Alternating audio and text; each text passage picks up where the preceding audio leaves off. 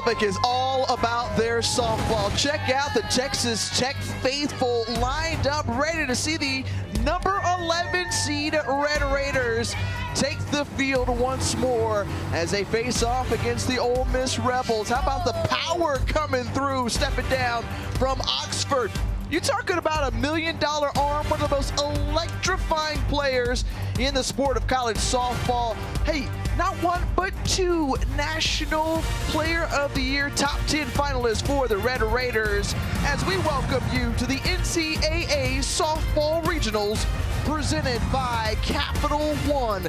Day one in the books here from the Lubbock Regional, and it was Ole Miss able to hold off the Boston University Terriers in their late run to advance to the winner's bracket. Texas Tech, no worry about that weather delay at all. They cruise past the Marist Red Foxes.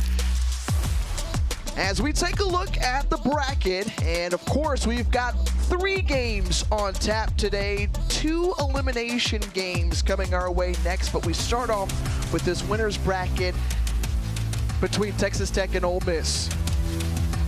As we say hello and welcome you in with the 2-time national champion out of Oklahoma, Aaron Miller Thiessen. I'm Tiffany Green. The last time these two teams met, it was in the Women's College World Series, the opening game. Both of these teams coming off of historic runs. 1-2 for Texas Tech, where they maybe lacked the offensive support last season. Well, they've reloaded. One of the most powerful transfer classes in the nation right now, facing an Ole Miss team that is the hottest they've been all year. Well, they will have to remain hot if they want to take down the 2-time All-American and Nigeri Kennedy. The career accolades were just on deck, topping one on top of the other. Yeah, the fact that she's been able to stay consistent, right, with this performance. 2025 NFCA Pitcher of the Year.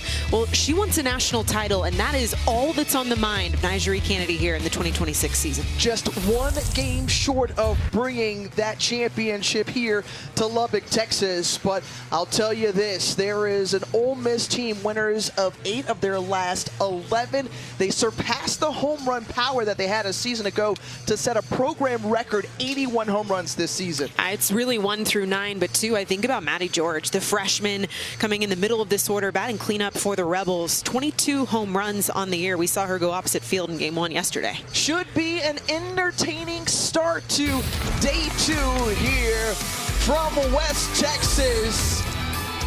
Ready to wreck them for Texas Tech. Ole Miss saying a little hotty-toddy. We got the game coming up when you come back.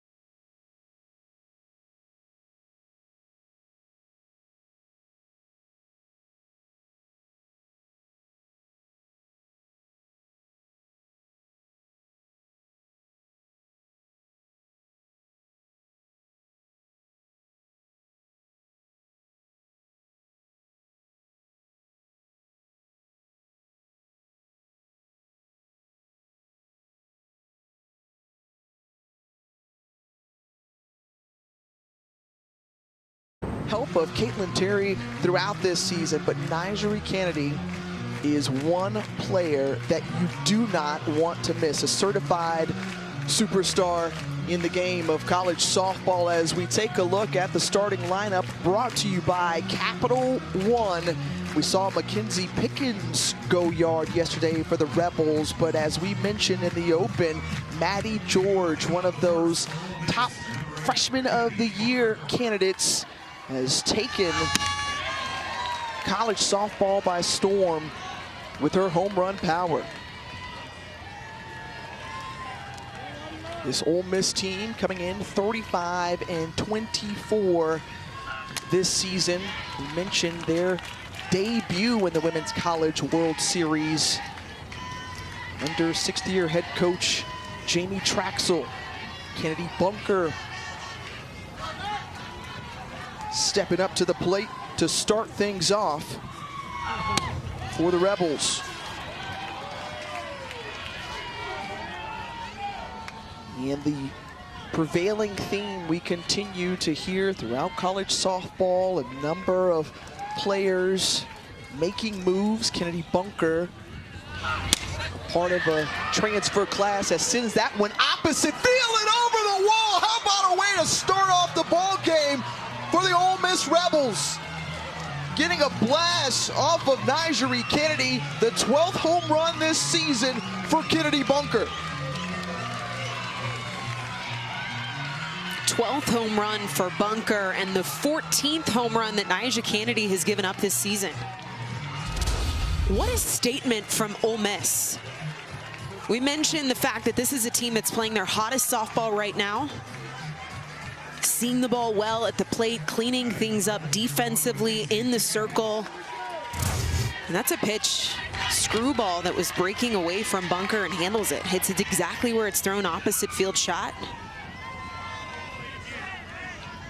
We mentioned the home run power of this Ole Miss club this season. They had 67 in 2025, and now they've bumped their total to 82 as a team, and it helps give them a 1-0 advantage very early in this game. Mackenzie Pickens sent a solo shot out yesterday. She was 2 for 3 in that win over Boston University.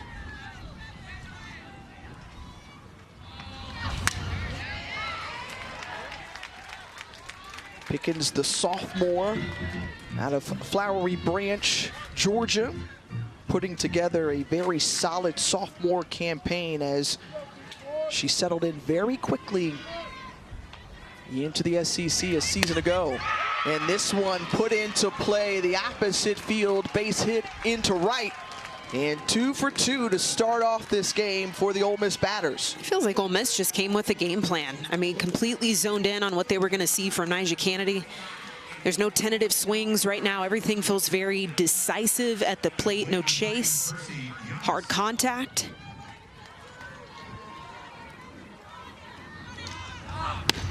Percy Yamas sees that one in for strike 1. Yamas in her freshman season looked great for Ole Miss, but right now trailing in the count 0-2 as Kennedy trying to answer back and settle in here after giving up back-to-back hits. And Yamas drives this one into right. Terry couldn't handle it. It's a base hit for Percy Yamas. So 3 for 3 as Ole Miss rolling early on here. Think about the pitch setup there. She goes hard away from Yamas for strike 1. Changeup inside for strike 2. She goes back to the breaking ball away. And Yamas is early. She pulls this outside screwball. Little bit of up ball spin on this, and no play made by Caitlin Terry in right field. And I'm going to tell you right now, it feels like Ole Miss just has the foot on the gas. We saw Terry get the win yesterday in the circle. Nyjeri Kennedy, part of that 1-2 punches. A quick visit from Tara Archibald, the associate head coach with the battery here. Remember, Kennedy and this Red Raider team trying to wipe out the disappointment from that Big 12 championship loss to Arizona State. It was Kennedy who didn't come out with the win.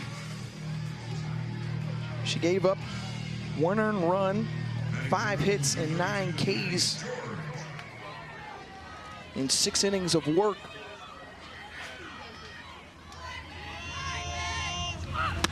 Here's Maddie George. George, who we mentioned, program record for home runs in a single season with 22. Folks, she's hit 12 long balls in her last 16 games. She was taking a big home run cut there, as that one zipped by her 73 miles per hour.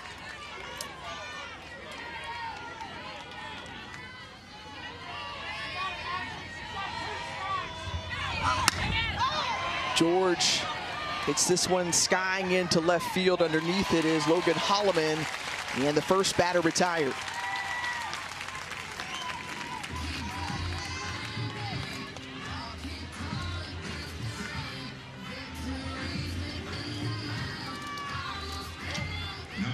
So Nyjah Kennedy now ready to face off against Cassie Reisner. Reisner, who was 0 for 4 yesterday.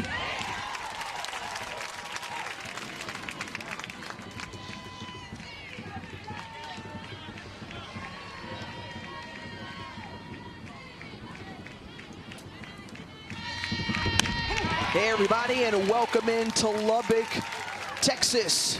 Aaron Miller-Thiessen, Tiffany Green here with you. Just saw Nyjah Kennedy pump that in for strike 2 against Cassie Reisner, as the Ole Miss Rebels opening up this ball game with some home run power, but the answer back from Kennedy, her first K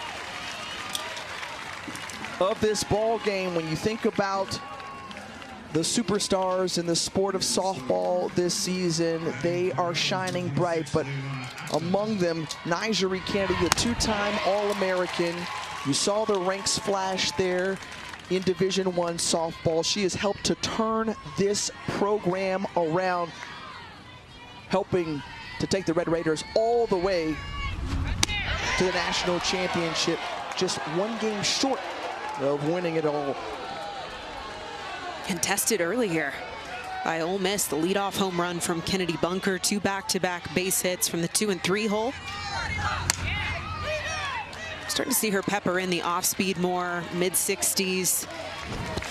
This was the leadoff. Kennedy Bunker from the left side. This is only the 5th home run off of a lefty bat that Kennedy has given up all year. The 14th bomb in total. All this coming from the upper quadrant of the strike zone. We had talked to her and coming into this weekend, just what has evolved in her senior year. This is definitely a flamethrower, living in those low to mid 70s, really heavily relied on a rise ball throughout her career. And she said she's paired that with focusing on the drop ball this season. And getting back-to-back strikeouts, and what a way to respond for Nyjah Kennedy. But it was Ole Miss who struck on the scoreboard first. You talk about the long ball. Bunker and the Rebels have loved it this season. They notch a run. Red Raiders coming up to bat when we return.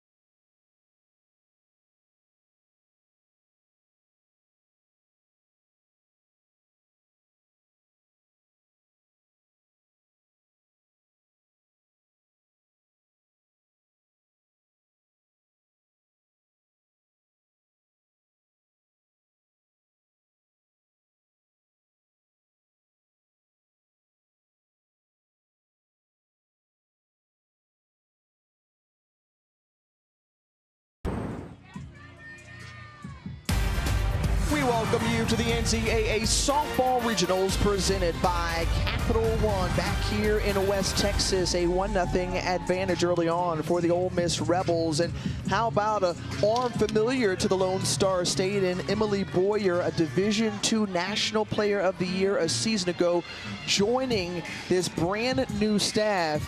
And 26 games started this season. You see a dozen wins and a 3.71 ERA. The bats were red hot for the Red Raiders yesterday. They had 12 hits, 10 runs, a couple of them coming off the bat of Caitlin Terry, who leads the way offensively with 474 as we see the Capital One starting lineups for Texas Tech. Maya Davis leading things off for this crew. And an outstanding leadoff batter she has been throughout her career. And if she gets on the base pass, watch out because she's got a ton of speed.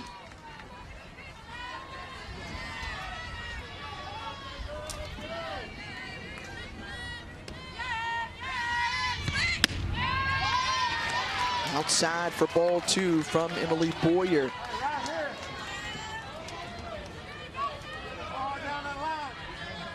The second team all Big 12 selection, hitting .438 this season.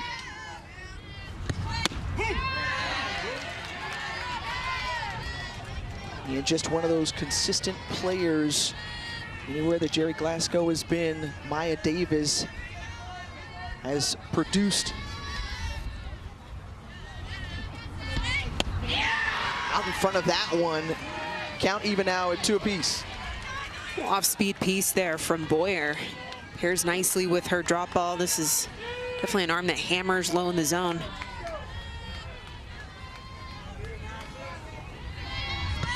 The 2-2, and Boyer gets the strikeout.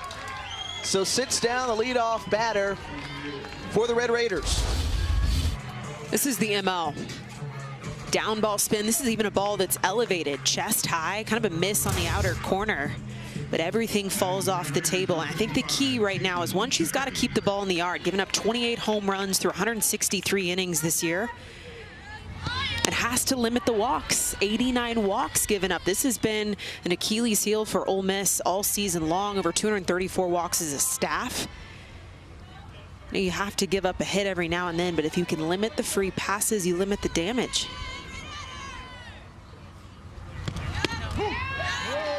Caitlin Terry sees that in for a strike.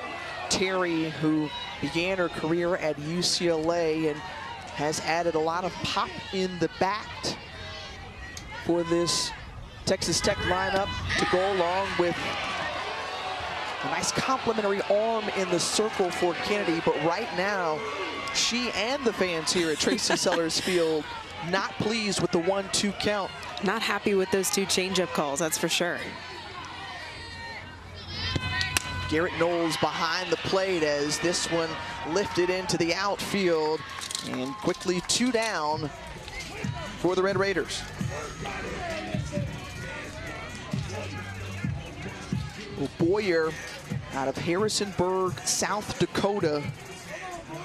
We mentioned the transfer from West Texas A&M, a D2 program where she was a 3-time All-American. And getting off to a quick start is what Jamie Traxel wants to see from her senior arm. Jackie Liss now at the plate.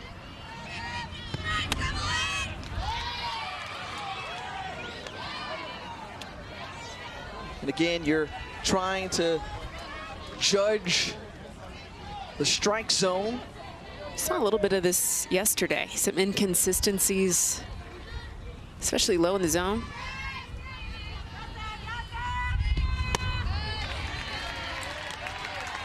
chatting with Emily Boyer. You mentioned the transfer coming over from West Texas A&M Division II and stepping into SEC play. You know, what was the toughest thing about this transition?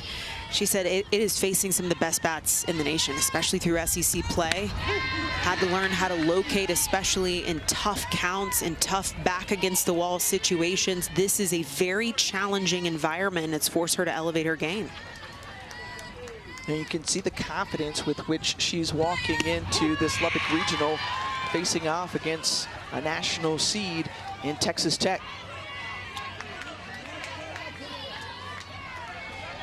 And full count now to Jackie Liss, who awaits the pitch.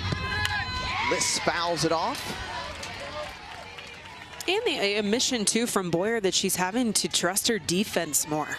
This is a drop ball arm that is meant to induce ground ball outs. We talked about the struggle with the free passes, the 89 walks. She's got to continue to trust the defenders behind her. One close. Instead, the walk awarded to Jackie Liss.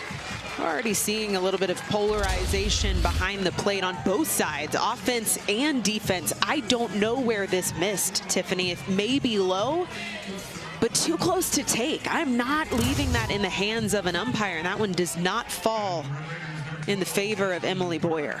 And we will talk consistently just about free passes and how it can continue to affect you as it has done for the Rebels this season. So now you have a runner on base, 2 out, and Jazzy Burns, a very dangerous bat in this lineup for Texas Tech.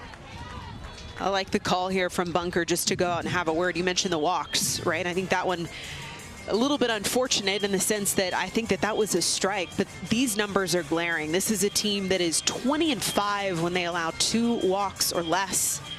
In all other cases, 15 and 19, less than 500 on the year when they walk over 2 batters. This is definitely an area that they have had to clean up, especially late in the year. That's an interesting storyline that we will follow throughout this game because it has been the difference between wins and losses for this Ole Miss team this season. 100%. And the support, I think, that Emily Boyer is going to need from the other arms. We saw Lily Witten yesterday in the circle do a nice job late in the game for Ole Miss.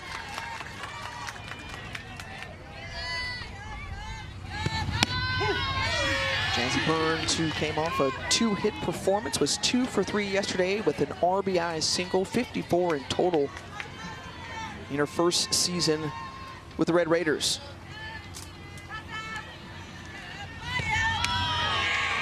And that was an area that we are all trying to get an idea behind the plate. Garrett Knowles looking over to see if Jazzy Burns... And looking for the check swing. Yeah. I think this needs to be called. This is an off speed that catches the outer half of the plate. Right now, a very tight strike zone, and this driven into center field for the loud out to end the first inning. Runner left on base, a Ole Miss 1-0 lead going to 2.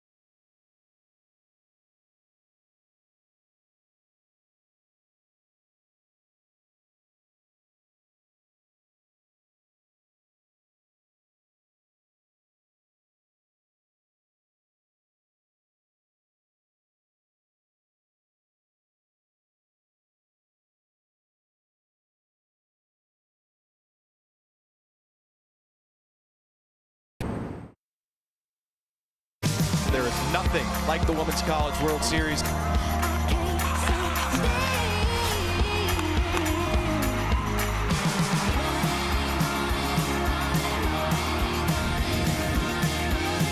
The Women's College World Series returns to Oklahoma City. Action begins Thursday, May 28th at noon live on ESPN. For more info, visit NCAA.com, the home for all 90 NCAA championships. Taking a look at the top 16 seeds. How about the 9 seed Florida State, stunned by Stetson yesterday? There was so much movement. Alabama, the #1 overall seed for just the second time in program history. How about UCLA? Wow. We saw so many different games yesterday being pushed and ending in walk-off fashion. Duke, a 12 seed, going down to Arizona today, 10-1. So 2 of our top 16 already playing in elimination games here in day 2. What? That UCLA game was wild. That was up till the wee hours of the night, seeing that one through. Well, credit California Baptist and their first NCAA tournament appearance and how huge that was for them to push one of the most storied programs. They've won the most national championships to the brink. Tinley Grisham leading things off here in the top of the second as 7, 8, 9 due up for the Rebels. Right back at you to Nyjeri Kennedy, feels the position well, snags it out, 1 down. That's got to feel good. Quickly get the first out of this inning after giving up a solo home run to start this game. Hot shot back to the circle, and she gloves it immediately. So nonchalant with it, you know? The senior out of Topeka, Kansas.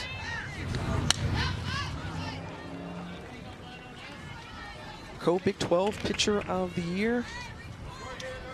And she's ahead in the count 0-1 to Ryan Starr.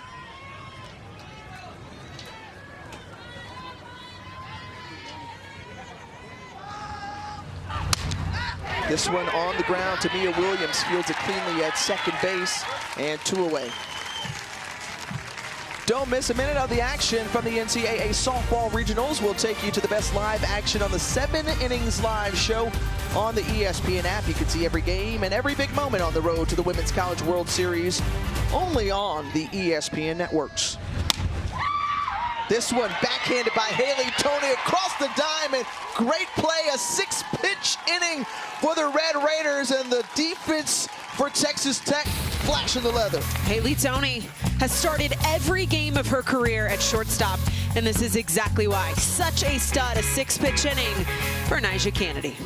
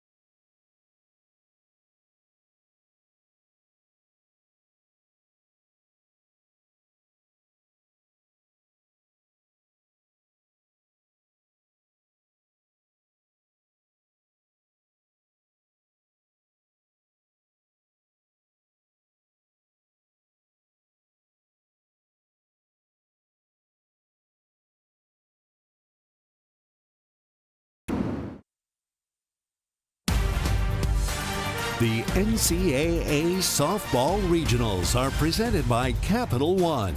What's in your wallet? And in part by Arby's. Slow smoked BBQ available now. The tailgating vibes outside of Tracy Sellers Field, and it's all because of Texas Tech softball. You get this kind of football tailgate vibe. Totally. Yeah, they made it to the college football playoff, but guess what? It was Texas Tech softball team with that run to the national championship coming up as runners-up a season ago that helped to build this great atmosphere and have everyone dialed in to Red Raiders softball. Folks are excited around Lubbock. Mia Williams leading it off here and well out in front of that off-speed pitch from Emily Boyer. Now 1-1. Williams with 22 home runs on the season, joined the 2020 club, the first to ever do so with her 20th stolen base yesterday.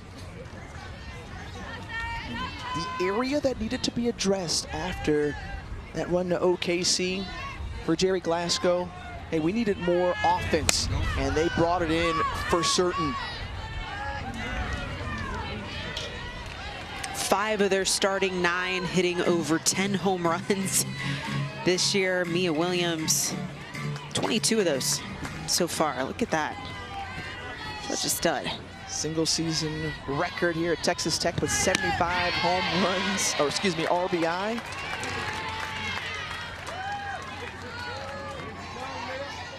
Just continuing to add up. She brings over some experience too, having been to the Women's College World Series with the Gators, but the leadoff walk here to Williams, and the second of the game for Boyer.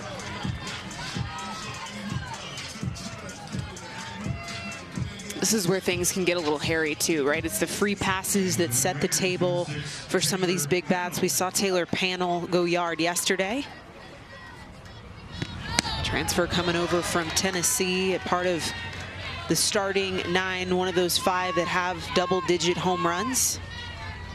All 5 of those that have the double-digit home runs are transfers. I mean, that's the type of reload that Texas Tech has gotten this season. Well, we saw the dominant pitching from Nyjah Kennedy and the way that she helped to carry them through the first 3 games. She had like 49 consecutive innings as she was able to notch wins against Ole Miss, UCLA, and Oklahoma a season ago. And this is what Taylor Panel did yesterday to notch double-digit home runs, a 2-run blast over the left field wall. Off speed, low in the zone, just so patient with contact all the way through extension. The 1-2 from Boyer, and Boyer gets her second strikeout of the game. Another look here from Emily Boyer. Big time drop ball. I mean, look at the location of this. Starts at the front knee, ends almost at the back ankle. Great location with 2 strikes. This is an adjustment that Texas Tech is going to have to make, is on that pitch. And we talked about how you make adjustments mentally, trying to figure out the strike zone. As that one outside and ball 1 to Haley Toney. And for Emily Boyer, you know, what does she do to try to adapt to that? Well, if you're not going to get those drop balls called, you better hope you get swing and misses. For her, it's about tunneling those pitches, setting up the pitch, specifically getting ahead in the count with 2 strikes to where you see those swing overs, just like you saw from Taylor Panel.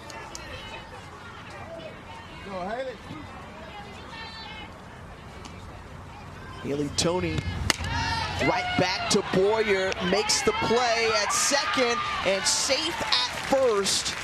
So the lead runner is out. You talked about the defense needing to back up Boyer, helping herself and taking down the lead runner. Notice the no hesitation.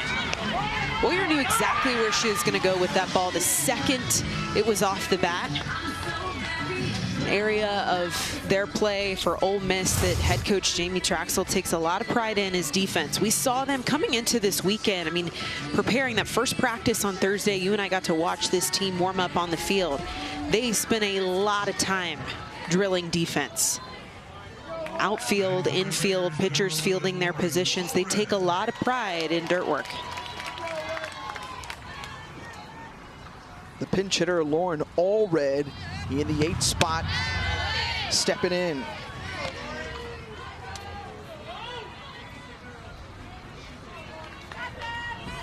Allred, who was integral in that Women's College World Series run a season ago.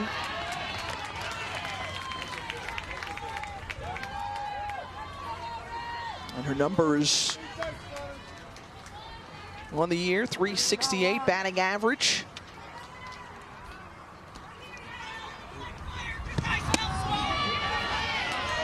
Did she commit? No.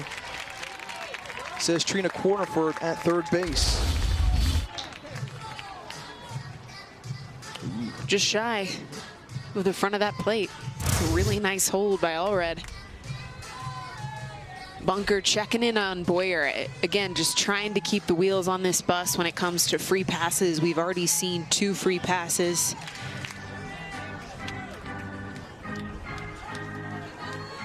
And I think, again, we'll continue to revisit this throughout, Aaron, the fact that how they perform and how many free passes they give up helps to determine what the outcome will be. You said this earlier. And it's worth hitting again. 20-5 when they allow 2 walks or less. But check out when they walk 2 or more, 15-19. Well, we're already at that 2 mark.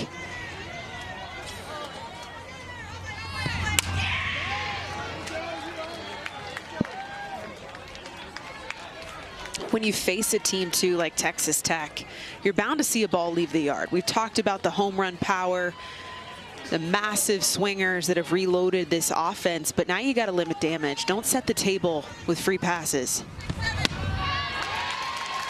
And just as you say it, base on ball awarded to Lauren Allred. 3rd walk of the day, 2nd of this inning. Holloman's been red hot. She steps in, was 2 for 3 yesterday. So much speed from Holloman, 11 for 11 on stolen bases. There is a lot of speed too for Texas Tech, a potent duo between power and legs. They had 7 stolen bases yesterday, just 1 off a program record. And they like to wheel around more than 122 stolen bases on the season. You know, Jerry Glasgow loves to switch it up, and at any moment, players can take off running. Holloman right back to Boyer, snags it out the air, feels the position not once but twice in this inning to get out of the jam, so those free passes don't come back to bite her. Her team up to bat when we return.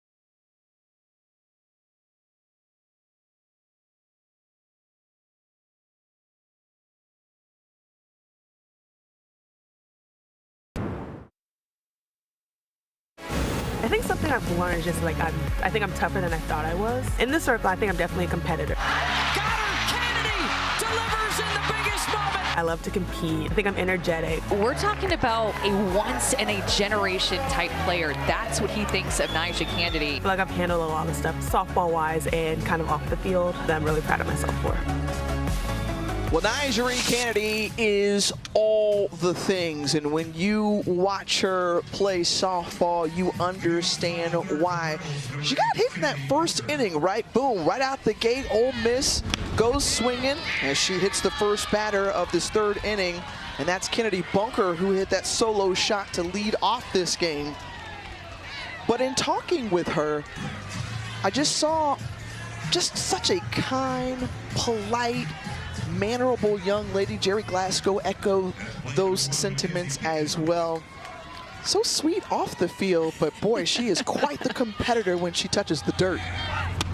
We had a really fun time getting a chance to sit down and talk with Coach Glasgow. We talked with Nyjah Cannady and Caitlin Terry, and the difference in personalities. In fact, Coach Glasgow mentioned that. He's like, how I coach and talk to Nyjah, completely different than how I talk to Caitlin. You know, Caitlin may have to spit a few words at me in the circle, but Nyjah is always, yes, sir, and I'll do better. Just very different temperaments in the circle, but both extremely competitive. Out in front of that one.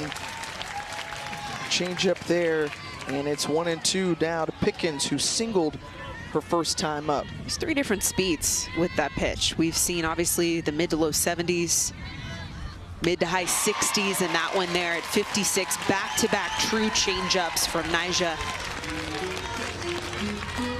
3 Ks today already for Cannady. It's devastating. Back-to-back same speed. Gets her absolutely pulled out front.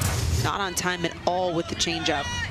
Here's Percy Yamas, first pitch swinging down the first base line, and it's foul. A lot of pull pop from Percy Yamas. We've seen her absolutely obliterate that right field line so far through this regional. Had the 0-2 count. It pulled that base hit just over the head of Williams at second base.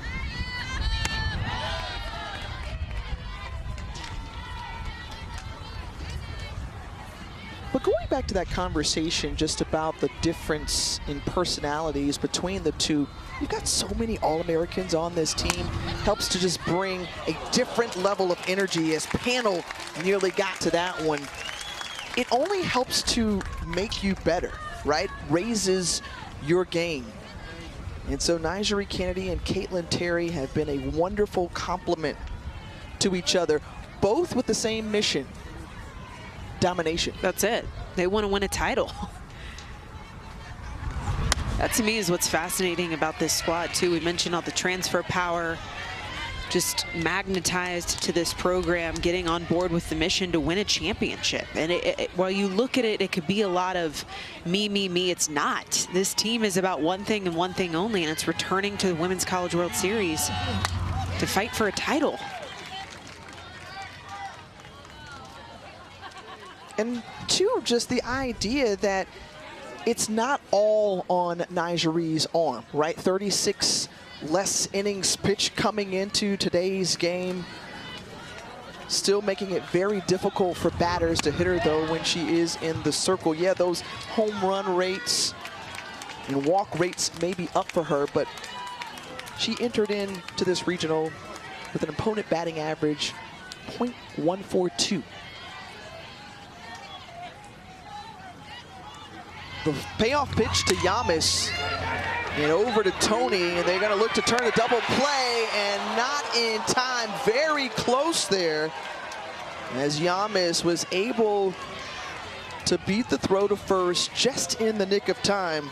So the 6-4 put out. You know, it's easy just to talk about the glove work of Haley Tony, but to me, it's how quickly she gets the ball out of her hand. Very close play at first. We may actually have a look at this. And Williams, you saw her ask for a review, and we're going to get one. Ruling on the field is safe at first base. Texas Tech is challenging that ruling. previous plays under further review. And Jerry Glasgow immediately asking for the review. Another look here. It's going to be really close. Ooh. Wow. And just as the ball gets into the glove, I think Yamas's You foot may see this does. overturned. You think so? I see it as, I think the heel of her toe. Wow. That is, touches the bag. This is what I describe as a bang play. Like, truly it happens at the same time. It's not bang, bang. Yeah. I mean, it's simultaneous. The question is there enough here to overturn the existing call, which is safe at first base? To your point, I don't know that there is definitive evidence here to overturn this call. Sometimes the call on the field is so important because from this angle, I think, yes, Yamas looks like she beats it. From the other angle, however, you have a great point as well. Like you said, simultaneously happening. But it's certainly worth a try here. You get 2 challenges apiece. So Jerry Glasgow electing to use one. He wins it, he keeps it, he loses it. Well, and if he wins, away. This gets them out of the inning, as opposed to having to face Maddie George, the freshman with 22 home runs on the year. Duck on the pond for her. This would be a huge call if this swung in Texas Tech's favor.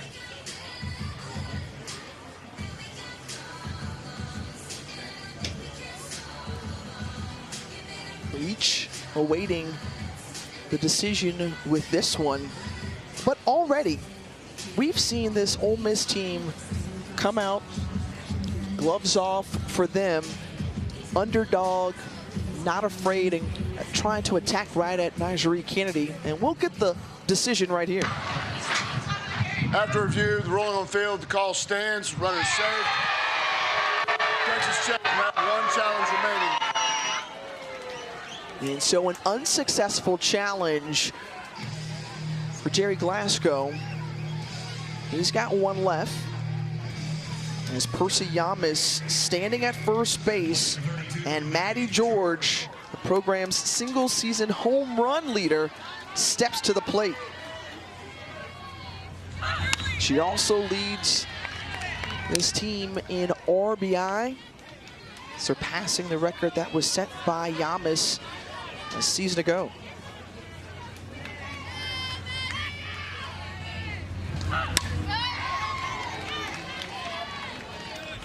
And Maddie George yesterday, who had 3 RBI, 2 coming off this swing. Notice that pitch location, low and away. It was 22nd home run. Well, 17 of those 22 home runs have been opposite field. That's her power alley. Off speed, low and away there. You and I chatted about it. Very rare to see that for a lefty. You typically see lefties have that pull side power, similar to Percy Yamas, who we saw in the 3-hole.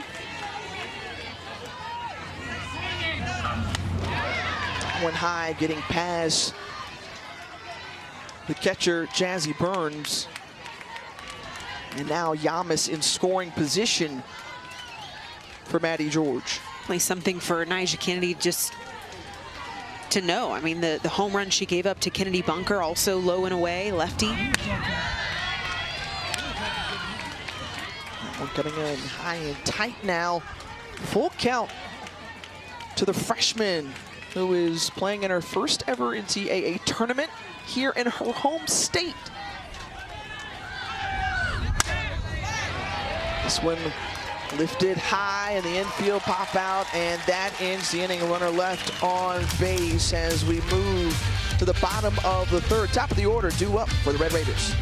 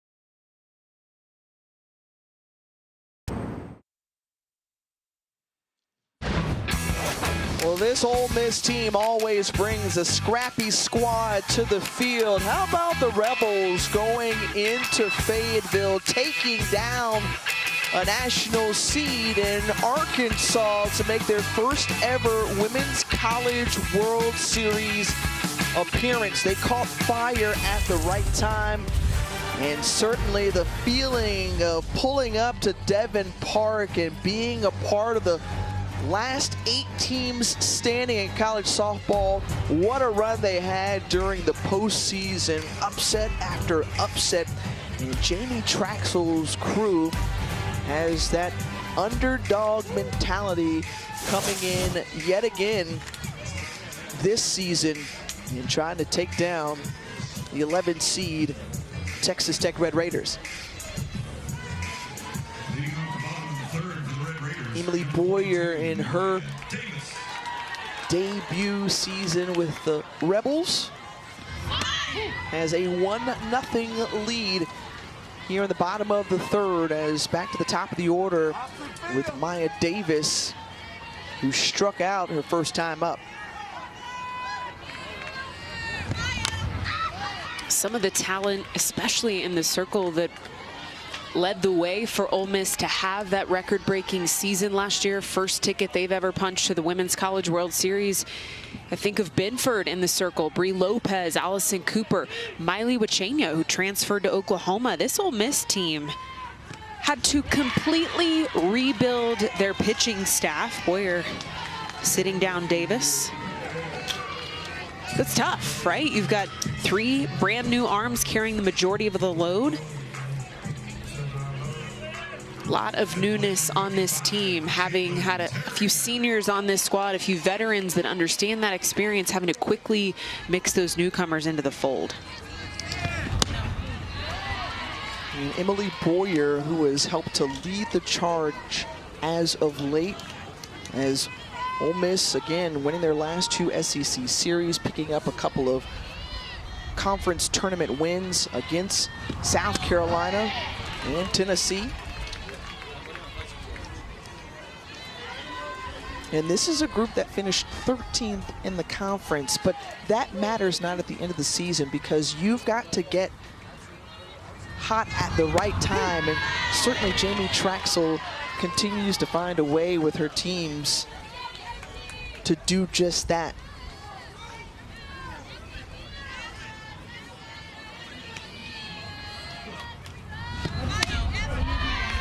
"16 newcomers, 10 of those transfers."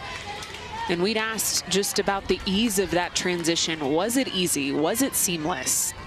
And the answer was no. This has not been an easy ride. The grounder over to Mackenzie Pickens at second base, and Caitlin Terry takes the seat. It's taken some time for this squad to put together the pieces, to find the flow. A lot of effort, too, from head coach Jamie Traxel, who takes a lot of pride in that challenge. She said, "I am my best as a leader and as a head coach when it is hard. And I had a massive challenge on my hand to rebuild this staff, bring in some newbies." To the reflection of this team from their head coach being able to handle hard this season. Not everything has gone necessarily the way they would have liked, to your point, Aaron, but they've found a way to navigate through that and put themselves in a position yet again for quest to OKC once more. Jackie Liss with 2 balls and a strike. And Emily Boyer, again, who's just helped to carry the load, coming in with the most innings pitched for this staff. And there's been an arm that they've had to rely on. You mentioned Lily Witten. How about Kyra Aycock, who joined the staff as well, coming over from Oklahoma State.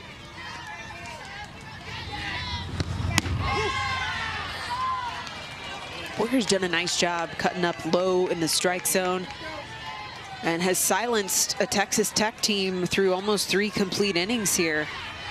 that's very potent at the plate. Again, they had 12 base hits yesterday. And they've only gotten on base via 3 walks awarded by Boyer.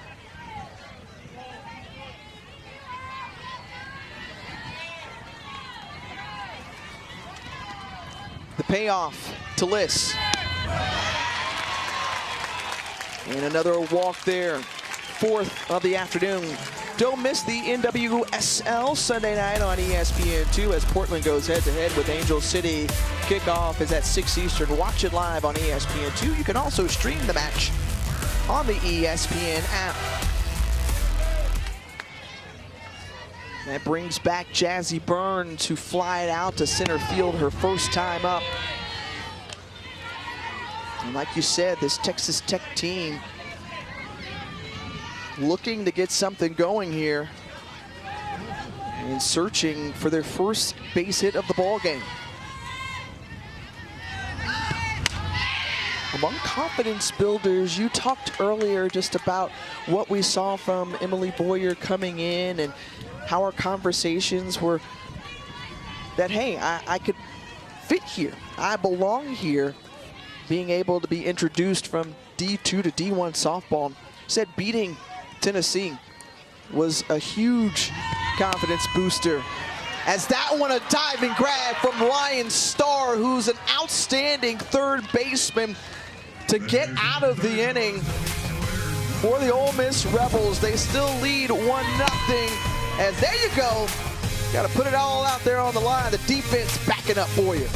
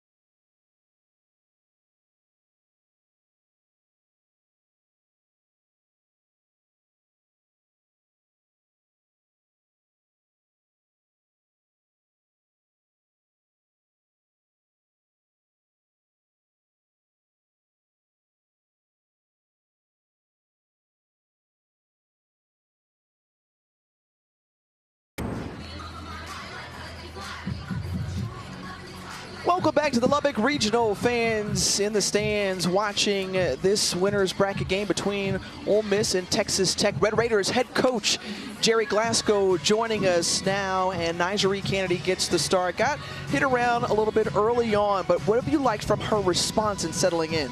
Well, she figured it out. I mean, she just threw a fat pitch, and with the wind blowing out, you can't throw it out on that outside half today to a lefty. And I think she's changed her speeds now and hitting her spots a lot better and got settled in. Coach, you know the pop and the power that this offense has, but hitless against Boyer. What's the answer right now? Yeah, I don't know exactly. They got to get the sweet spot on the ball. Right now, we're just being a little tentative. We're getting on our heels. We got to go up there and hack. You know, go up there and swinging. Quit looking so much, and let's get the bats swinging. All right, thanks, Coach. Appreciate the time. Wow. In the mid to high 90s here, and certainly Jerry Glasgow, when we had the conversation with him earlier this week about why people come to watch Texas Tech softball, it was when Nyjah Kennedy entered this program, got $1 million arm, first $1 million player thanks to name, image, and likeness, as she helped to infuse a resurgence and really make Texas Tech softball relevant here. And did it in a hurry, too, Tiffany, in one season. I mean, the turnaround for this program, historic. Since Jerry Glasgow stepping into the helm here, I mean, what he's done for the Red Raiders, the talent he's brought into this facility, to this program, we've never seen anything like it. Hosted their first ever regional and super a year ago on their way to Oklahoma City. So they wanted to show, hey, look, we're here to stay. We're going to keep on doing what we do. And back here for year 2 hosting a regional.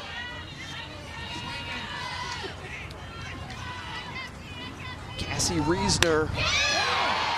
And Kennedy wanted that pitch on the outside part of the plate, but it has not been given much today. We've seen it on both sides. At least you're getting consistent inconsistencies with both arms. I don't know where this misses, Tiffany. I mean, we've seen low in the zone be borderline, now clipping the outside corner. And I think that this is a topic of conversation that, at least I know for me in covering softball all year, has really been a complaint from a lot of head coaches, is that the zone is tight. We are a very offensively heavy sport right now, the most powerful we've ever been in the sport of softball. And after a couple of big foul balls,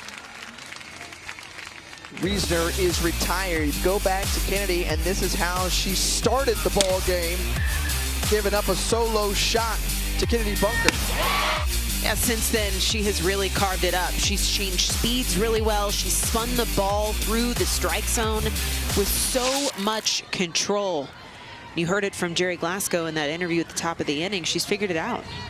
Then how much more impressive is it that Kennedy is still able to put up the numbers that she has, just north of 1.2 in terms of ERA, number of strikeouts that she's been able to register, coming in with 209. She's already added 3 this afternoon.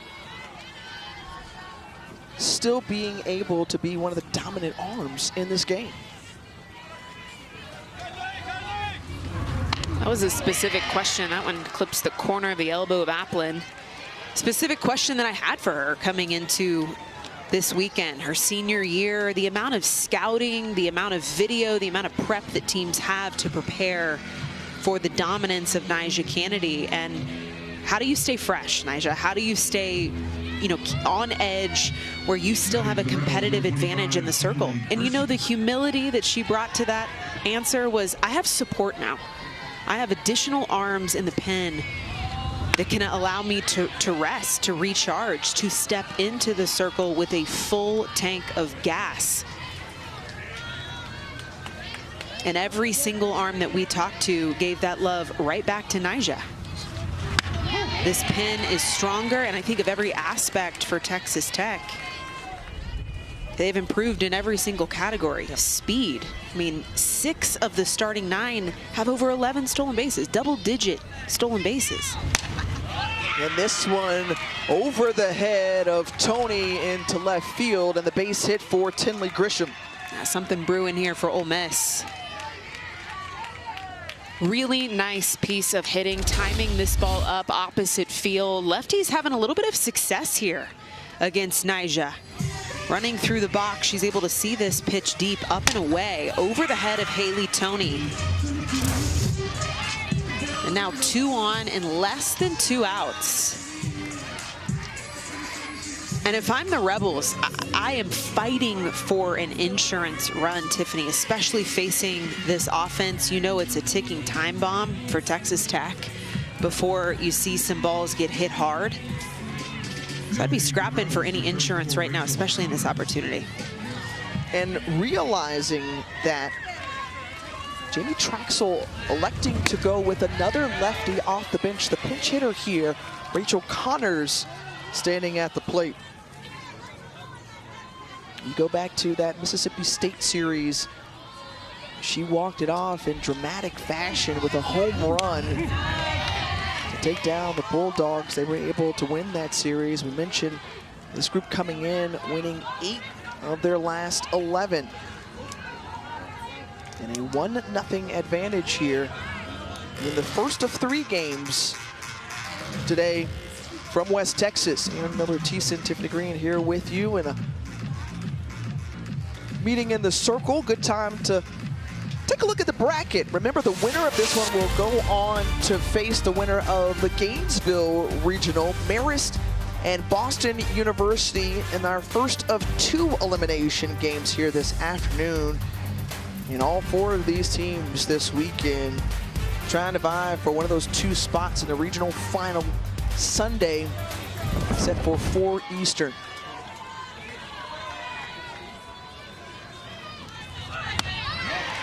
Connors going up, chasing that one. You know, this margin is small, but it's worth noting, just looking at her splits. Righties hitting 131 off of her. Lefties hitting almost 160. Again, I know that's a small needle to move, but facing her, those numbers matter. So Connors, who went around on that swing, now the 2-2 pitch from Kennedy. And it's fouled back. Well, to your point, right-handed hitters so far today have 1 of the 4 hits, the other 3 coming from the left side.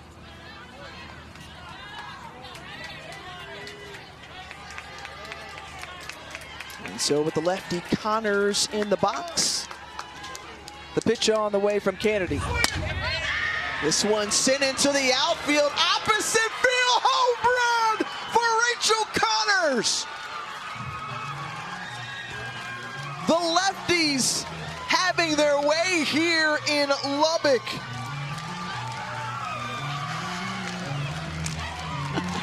A huge 3-run blast for Rachel Connors.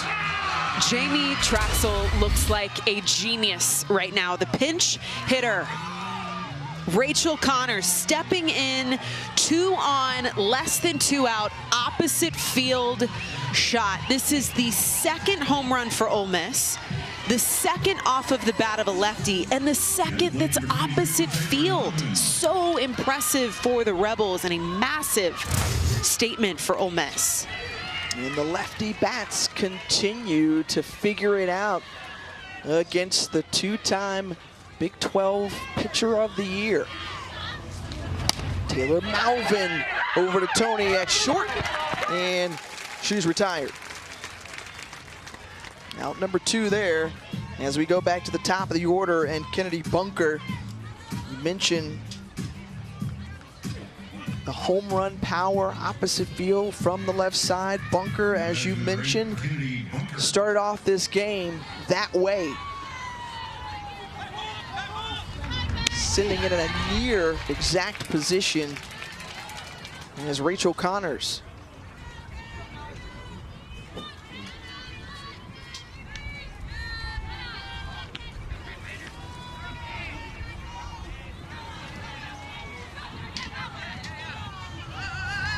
And right now, the crowd is stunned. Eerily silent yeah, here. at this 4-0 advantage here at the top of the 4th for Ole Miss. And getting the strikeout to end the inning. Well, Texas Tech has their work cut out for them. Lefties owning the plate against Nyjah Kennedy today. A 4-0 ball game, Texas Tech.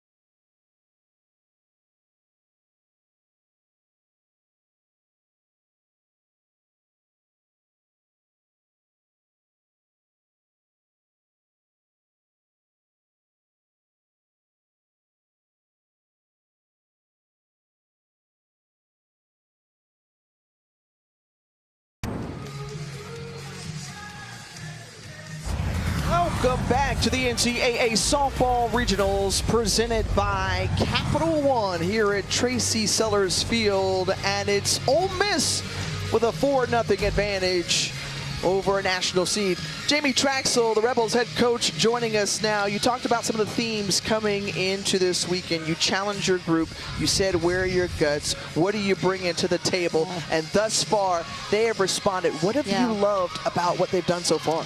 Just how loose and free we've been and how in the moment, you know, even Kennedy just starting off the game. I think just showing we're confident in what we're doing. We've seen great pitching, especially in conference, and we feel like we're prepared for this. Just keeping it a game of execution. No feels, just facts, but a lot of confidence and belief in what we're capable of doing. Well, Coach, you're a genius. You bring in Rachel Connors off the bench for that pinch hit 3-run shot. Talk about that decision. What made it? Yeah, Rachel's been huge for us all year. She had a walk-off against Mississippi State. She's had multiple big pinch hit opportunities for us, and we save her for those moments. And you know, with Ryan, that's kind of been a regular, especially if we have a couple people in scoring position. So that was probably comfortable for those guys, and what a great swing she put on the ball. All right, thanks so much, Coach. We appreciate the time. Thank you, guys. Howdy, howdy. You go back to that pinch hit, walk-off home run against Mississippi State back on May 1st is what she's referencing most recently with Rachel Connors, and it provides a cushion now of 4 runs for Emily Boyer.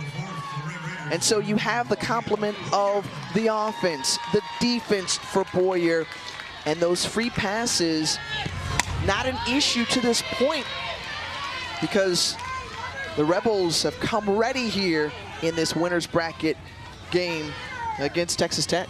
Boyer's gotten the support of defense behind her, gotten the support, obviously, of the offense, giving her just some room to breathe. A little bit of an exhale now in the bottom of the 4th inning. 5, 6, 7 due up for Texas Tech, leading it off with Mia Williams, followed by Taylor Panel on deck and Haley Toney in the hole. Williams, who walked her first time up after driving in a couple of runs yesterday, a couple of singles against Maris, tried to leg that out, and Williams is retired.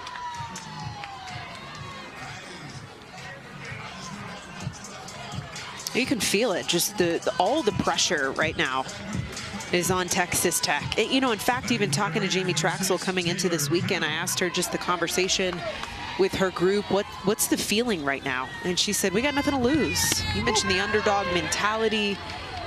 She said it is expected for Texas Tech to win this weekend, and that is what we know.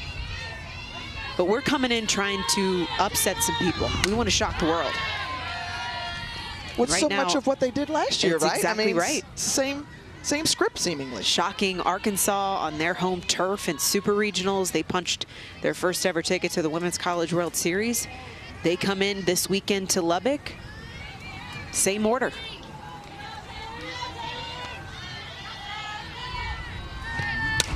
Taylor Panel has that one snagged by Ryan Starr. She talked about the defense at the hot corner, and Starr, another terrific play at third. Truly, the defense for Ole Miss has given Emily Boyer the support that she needs in the circle. She is making competitive pitches. Some of these are some risky locations against the power of Texas Tech, but the defense behind her has been the backstop.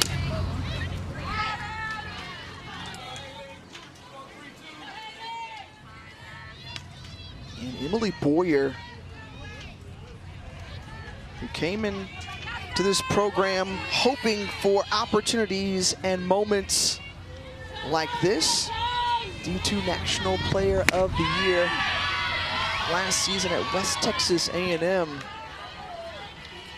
Just keeps getting stronger and stronger in this game.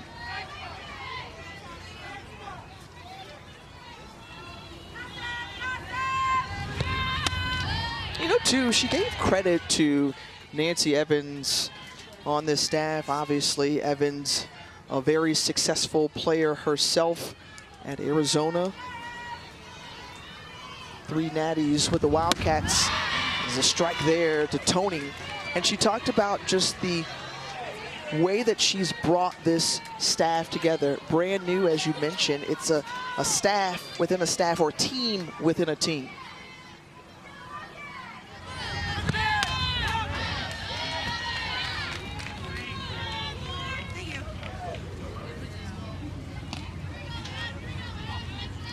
I described each of these arms on the Ole Miss staff as having unique talents. Each of them really carrying their own weight, their own style, their own matchups.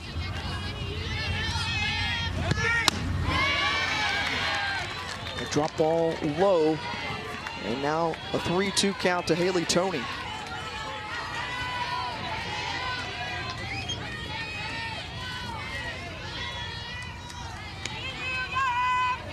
The payoff.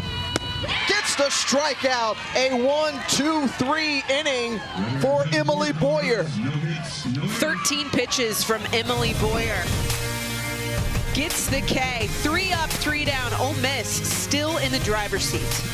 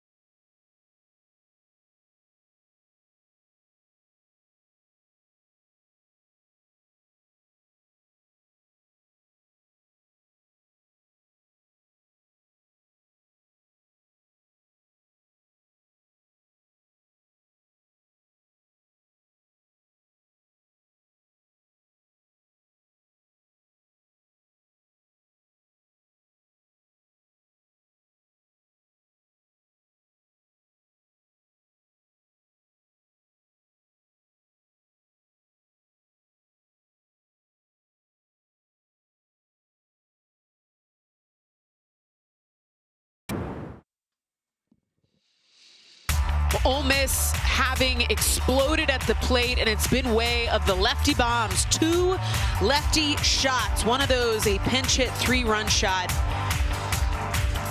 They have had the answer against Nyjah Kennedy, and take a look at the left-handed success. 2 shots, 4 for 11. Righties with 3 Ks, only 1 for 6. And because of that production, Nyjah Kennedy, there's her line. She exits the game. Only 4 innings and 70 pitches thrown. She's gonna take a seat in the dugout. It's Lincoln that steps into the circle. And the southpaw delivers strike 1 to Mackenzie Pickens. Lincoln, the sophomore out of Massachusetts. And you think about a player who's often overlooked on this staff because you've got Kennedy and Terry, but she has provided the necessary help. As you referenced earlier in your conversation with Nyjah Kennedy, hey, look, she's got help. Sam Lincoln is an example of that 65 innings pitch coming into today's game.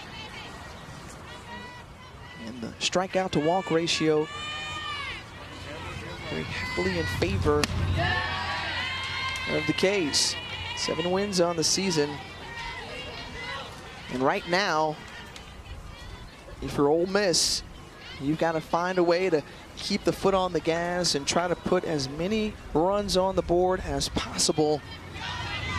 even with a new pitcher in the ball game, and Mackenzie Pickens does so. Seeing the ball well here this afternoon. Second base hit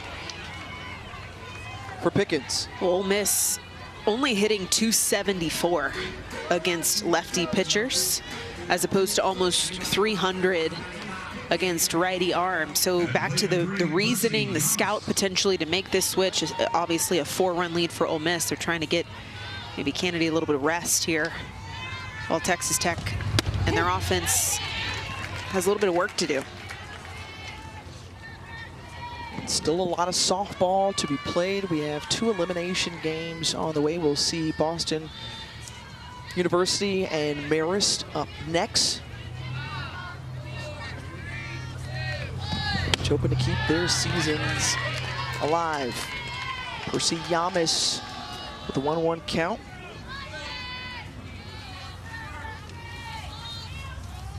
And Lincoln gets ready.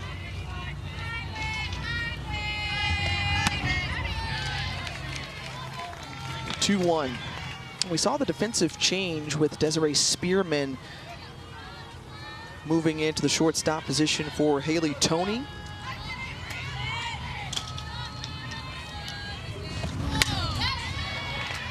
Yamas fouls that one off.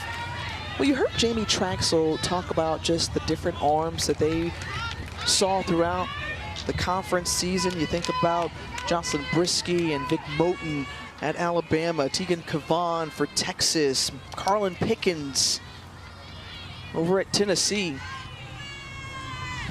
Faced a steady dose of arms, but right there, the lefty-lefty matchup working in favor of Samantha Lincoln as the Red Raider pitcher records her first strikeout. That curveball, Yamas just didn't have an answer to. This is a breaking ball that moves away from the hands of Yamas. I knew this matchup would give her a little bit of fits too, just the way that that ball breaks away from her power alley on the pull side. However, on the flip side, this lines up really nicely for Maddie George. Loves that opposite field pop. 22 home runs, 17 of those are opposite field. So that lefty curveball actually plays into the advantage of Maddie George. NFCA Top 10 National Freshman of the Year finalist, 1 out of 4 from the SEC. And we talked to her just about the excitement of her first ever NCAA tournament. She said, wow, this whole experience has just been cooler than I ever imagined. Cool. Yeah.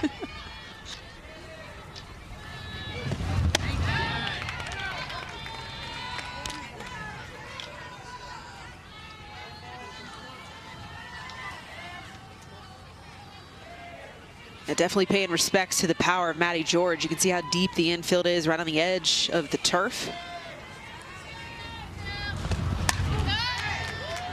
We haven't seen the turf really be a factor today because it's either been no hits or home runs. A couple of base knocks early for Ole Miss, but we did see on Thursday's practices all of these teams prepping for the quick turf outfield, the bounce of that rubberized turf. And out in front of that one, George strikeouts, back-to-back Ks for Sam Lincoln. Well out in front of this one. Sam Lincoln establishing the off-speed, perfect location, breaks just under the kneecap, and way out in front of that pitch is Maddie George.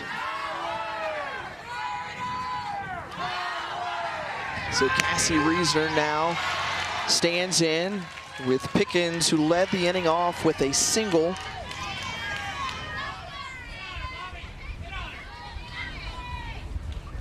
Reisner, who struck out and flew out 0 for 2 today.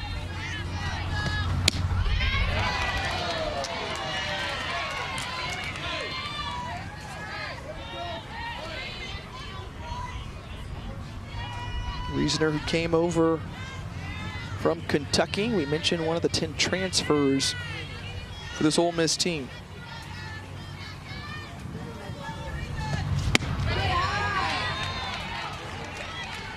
12 teams out of the SEC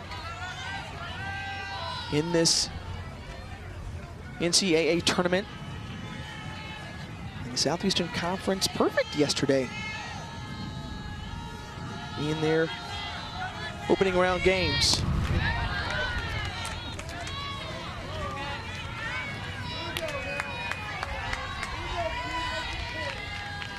Saw about 6 different walk-offs yesterday. Some really good performances all around. We're just getting started. We are just getting started. Truly, I'm already starting to anticipate potentially what other upsets or early eliminations that none of us expected. All of those developments, you know how it is. We're in mayhem, baby. Things get wild.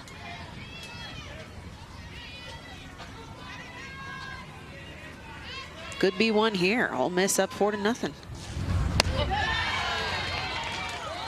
And the 2-out walk awarded to Cassie Reisner, so 2 on and 2 out.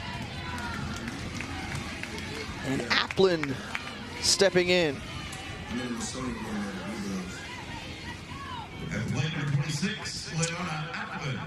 The right fielder, Leilana Applin, who scored a run, was hit by a pitch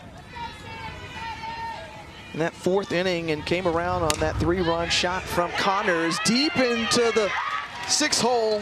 And Desiree Spearman just stops it from going into the outfield, but now that loads the bases for Ole Miss.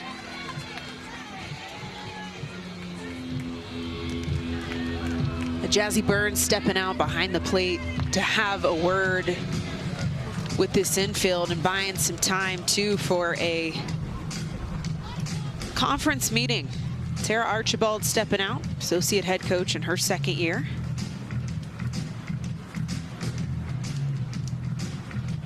And obviously you want to get out to a quick start, right? You look at the statistics historically, 89% of the teams starting out 2-0 advance. And so Ole Miss trying to punch their ticket into the regional final. If they can hold on to this win here against the 11 seed Texas Tech Red Raiders.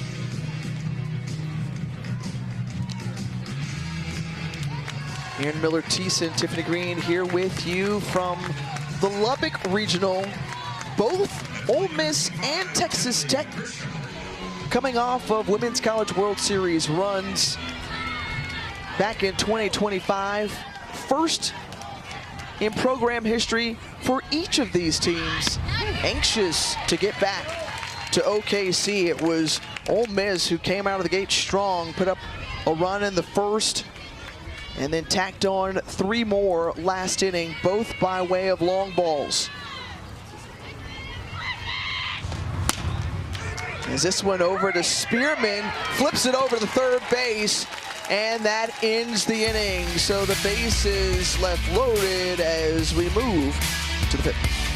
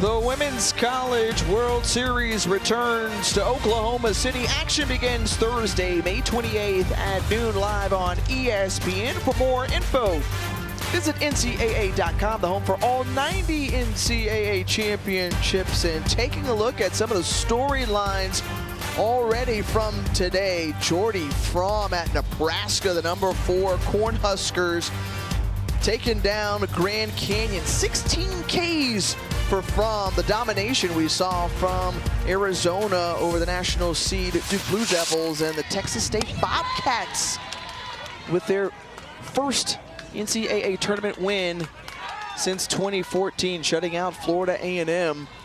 And again, all eyes on that Gainesville regional from West Texas, as the winner of this regional will go on to face the Gainesville regional winner. Florida making quick work earlier today of Georgia Tech with a run rule victory over the Yellow Jackets, shutting out the group out of Atlanta.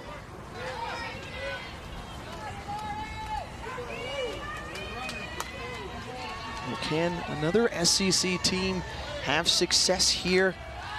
And as we speak of Ole Miss, a 4-0 lead over the Red Raiders. Seen a lot of lefty swingers chase that drop ball low and away. We saw that with Haley Tony's strikeout in the 4th inning. We've seen that twice with Davis in the leadoff for Texas Tech, chasing low and away from the left-handed batter's box.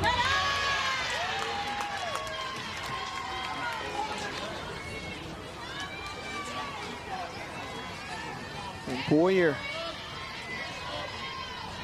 looks on. The 2-2 pitch. And just looking around what's happening right now, I mean, this is a wide open field this year. It's anybody's to win this season. Of course, Texas, the reigning champs. As this one past Boyer. Great fielding from Cassie Reisner over at her shortstop position to retire All Red. That defensive support continues.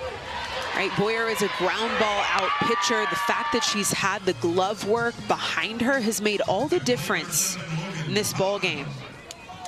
A lot of hard hit balls so far on the dirt, and the D has been lights out. Holloman showing bunt. Is the infield squeezing in. 0 for 1 today, but her average .471 on the season. Done a terrific job. You talked about it earlier from her 9-hole position. The way she's able to get on base, flip the lineup over. And another table setter for Jerry Glasgow. But right now, this afternoon, thus far, belongs to Emily Boyer. And the way that she has held Texas Tech in check this afternoon. And Boyer here in the bottom of the 5th, still looking back to see the placement of the ball and where she can get a strike call. A 3-0 count to Holloman.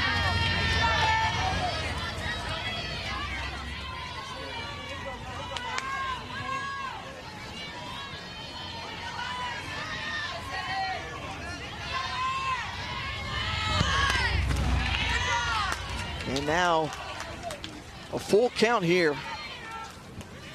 I mentioned the 7 stolen bases that we saw from Texas Tech yesterday. That's a huge part of their game, the speed that they bring to the base paths and the pressure that they apply to defenses. Well, they haven't been able to use that tool today. Very silent at the plate. And well-played defense once again. Cassie Reisner is doing an outstanding job and just tracking that one and hauling in out number 2. Still searching for their first base hit besides the 4 walks. There have been no base runners. I mean, this is just a very dry offensive outing for Texas Tech. I mentioned the speed. That is a massive part of their game that they pair with their power, and both of those have just not been here to play. Boyer, who is retired 6 batters in a row, and the infield coming in to have a discussion with Bunker and Boyer. Boy, you love the leadership behind the plate that we have seen from Kennedy Bunker, just getting a really good pulse on what's needed. Jamie Traxel just talked about the way that she takes control behind the plate, a great motivator for her teammates. And we saw that leadership once again. Yeah, really described as the MVP of this team. The field general back behind the plate.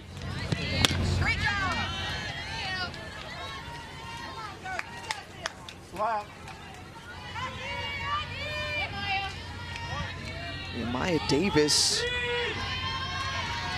has not been able to notch a hit along with the rest of this Red Raider team. She's got 2 strikeouts, gone down swinging twice. Only 12 Ks on the year, already collected 2 against Emily Boyer. Both of those chasing low and away. That has been a lights out pitch location for Boyer against the lefties in Texas Tech's order.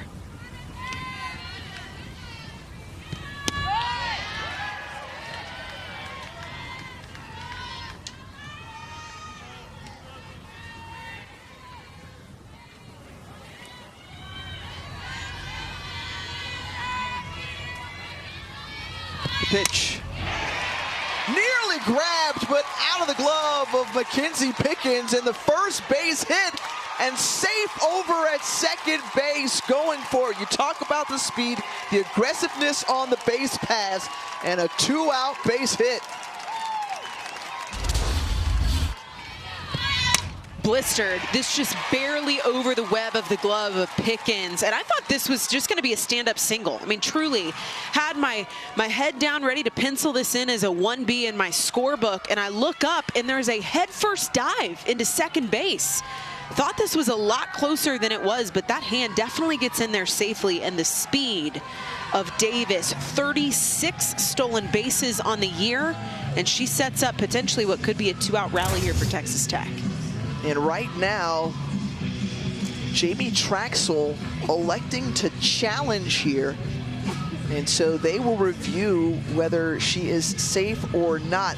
Again, in real time, it looked much closer, but on those replays, it's pretty definitive from what we see that Davis is indeed safe. If she is, that again would be the first hit to break up the no-no for Boyer. And again, here's a good look. Would be in scoring position. I see that right hand. Hand and tag. Yep.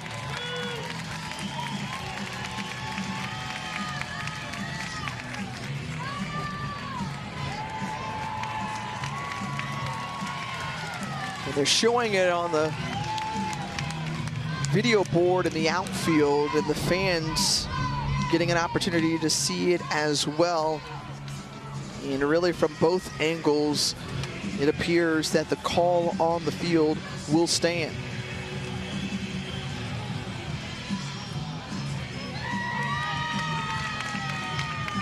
When you give Texas Tech an opportunity to flash the speed, it is very rare. After review, the ruling on the field is confirmed. Very rare that they get thrown out. The speed is so hard to defend. I mentioned 6 of the starting 9, over 11 stolen bases on the year. And she just never turned it off. Immediately, there was a decision that she made rounding first base that she was going to take 2 bags here without a second thought. One of the fastest players that you're going to see in the game today. You talked about the stolen bases. And right now, we could see some movement for Davis. And she already is a tying of a program record yesterday with Now 36, Caitlin Terry stands in the first really good opportunity for Texas Tech to try to push a run across. Terry, a top 10 finalist, NFCA Player of the Year, 10 home runs, batting almost 500 this season.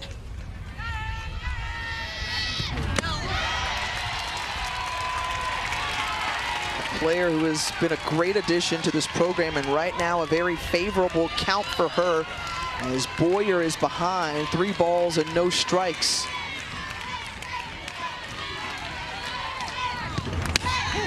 Told us she's never felt more confident at the plate than when playing for Jerry Glasgow. Gives her the space to go for it, gives her the space to play free.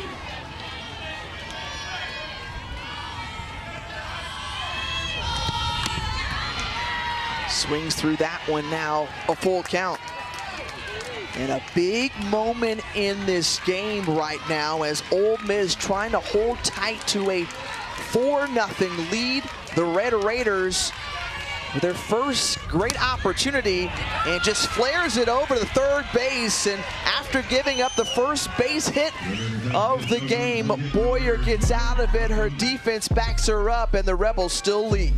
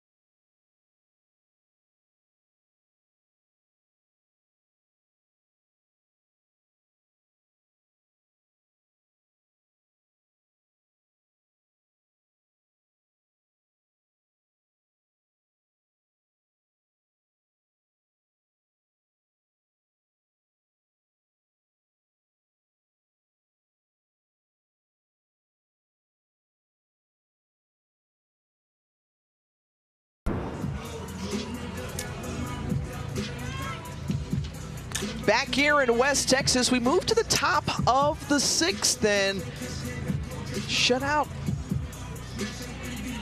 for Ole Miss on the line here as the Rebels trying to move on to the regional final. And right now, all things working for this crew.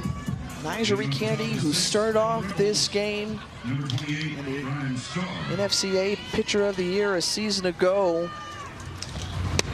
had to take a seat. Sam Lincoln comes in relief. But Ole Miss has owned the day so far.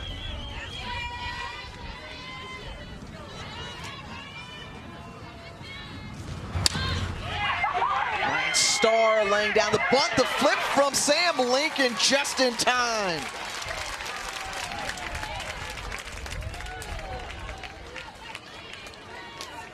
So Lincoln doing a good job and just getting out of the glove to retire the first batter. Right back to Lincoln, and a lefty. She has to shovel that throw backhanded to first base. That is the challenge for her, being in the circle, having to field that position, is the setup throw to first. And we saw her struggle to field that position yesterday in game 1, to be honest. And again, just scouting defenses of what you're facing in the circle. If I'm Ole Miss, if I'm any team in this tournament, I'm taking note of the struggle there out of the circle for Lincoln. Short game definitely challenging her.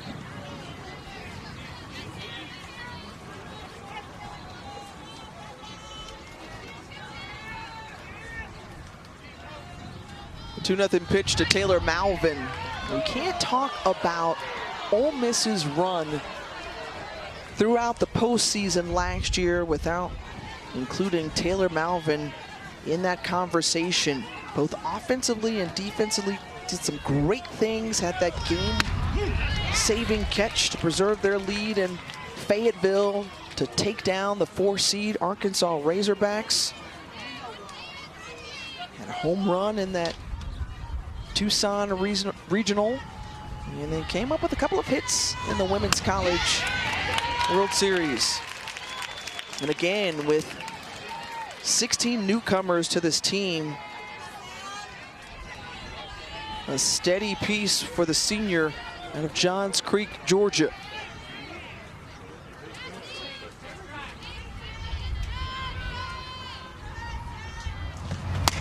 The 3-2 snagged by Panel at third, and Malvin gets the base hit.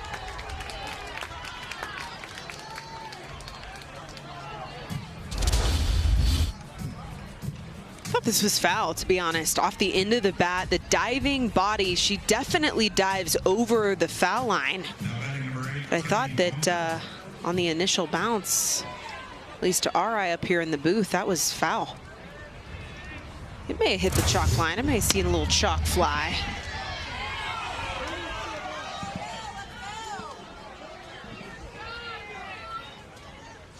That's the 8th base hit for Ole Miss. We saw 12 hits yesterday for the Rebels team. The double play intact, the 4-6-3 put out to end the inning. So now it's Texas Tech down to their final 6 outs. They got some work to do, but the defense doing what they need to do to get out of the inning and give themselves a chance.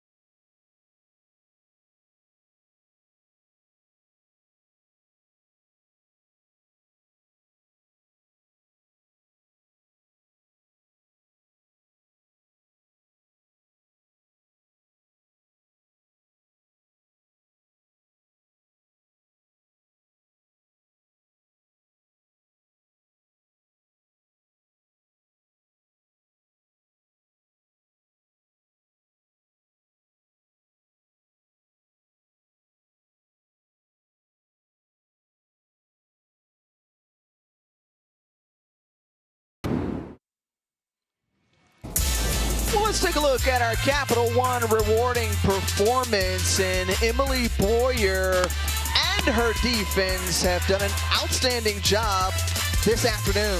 4K has only given up a hit against one of the most potent offenses in the nation. right now, and has done exactly what she told us she wanted to do. She wanted to spot the drop ball this weekend, and she wanted to trust and rely on the defense. And I think she's done a spectacular job in both of those areas. Shutting out a team that puts up 9.5 runs a game, third best in the nation, and holding them, like you just mentioned, Aaron, to just one hit.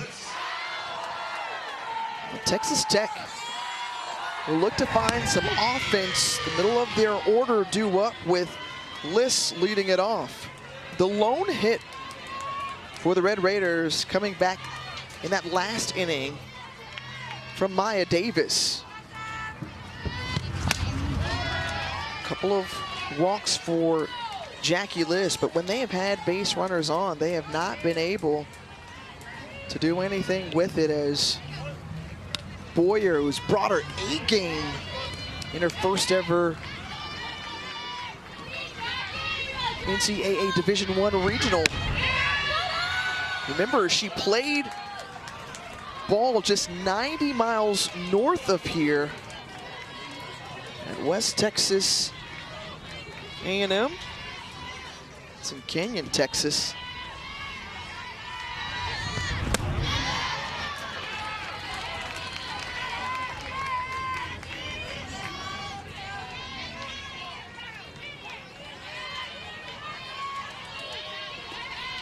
And now a 2-2 count to Liss.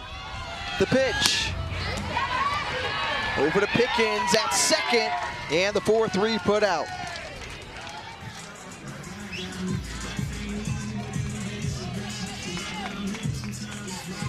Well, you talk about the ebbs and flows of a season, Aaron. They had a tough first month through SEC play. And they were oh so close to trying to get series wins against LSU and Texas A&M. Two teams in the tournament. And then they found their stride late in the year to come in rolling into this Lubbock Regional. It was very apparent too, Tiffany, just talking to not only the players but to this coaching staff, that they feel like they're peaking at the right time. They're playing their best ball at this point in the season. That is a coach's dream, to be able to make that statement. And you can't plan for it. That's the thing, is you can have all the systems and the structure and the algorithm and all the makings of all the things, but if you're not putting it together come mid to end of May, it means nothing. Well, this Ole Miss team is doing that, putting the puzzle pieces together at the right time. And they have an 11 seed on the ropes here, trailing by 4 in the bottom of the 6th. Well, on the flip side, a very different conversation we had with Texas Tech. Losing to Arizona State in the Big 12 tournament finals. Coming in with a little bit of bruised confidence, admittedly. And this one into the opposite field, just inside the line, and Jazzy Burns with a 1-out single. Second base hit for Texas Tech. We'll see if the Red Raiders can get something cooking here in the bottom of the 6th. And where that pitch was, low and away, she golfs this ball up the right field line. She has so much extension through contact and just barely stays fair. That's a great angle from our right field camera. Michaela Garcia, the junior from right here in Lubbock, Texas, in at first base as the pinch runner.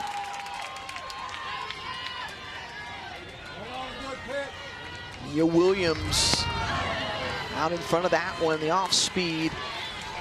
It's strike one.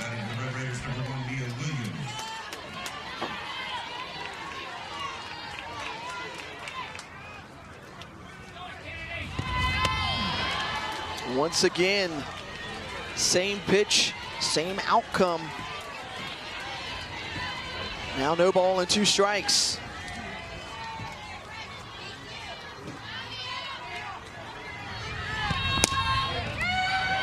Back to Boyer.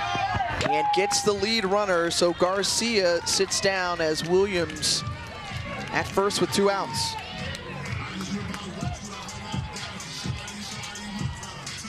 We talk about that conversation further, just about, you know, last year's success.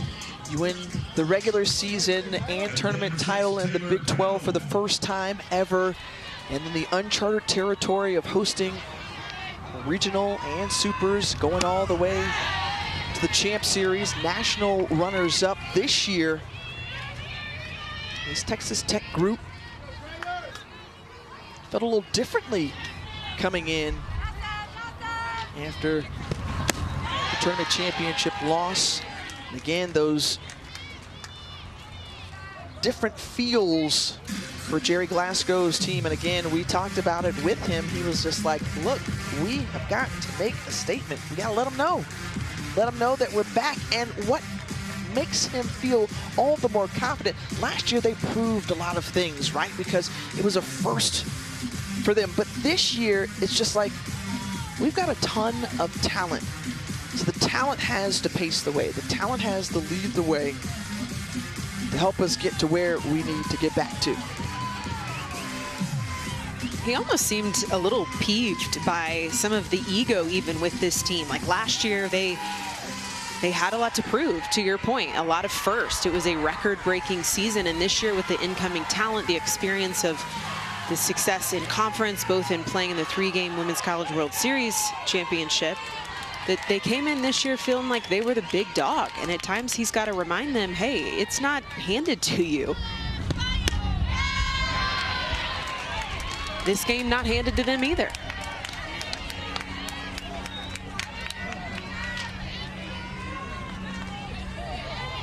Taylor Panel, who's got 2 on, she sent one out yesterday.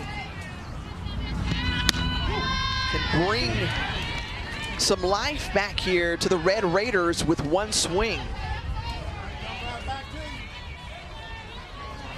Panel, who faced off against Ole Miss last season when she was in a Tennessee uniform, and now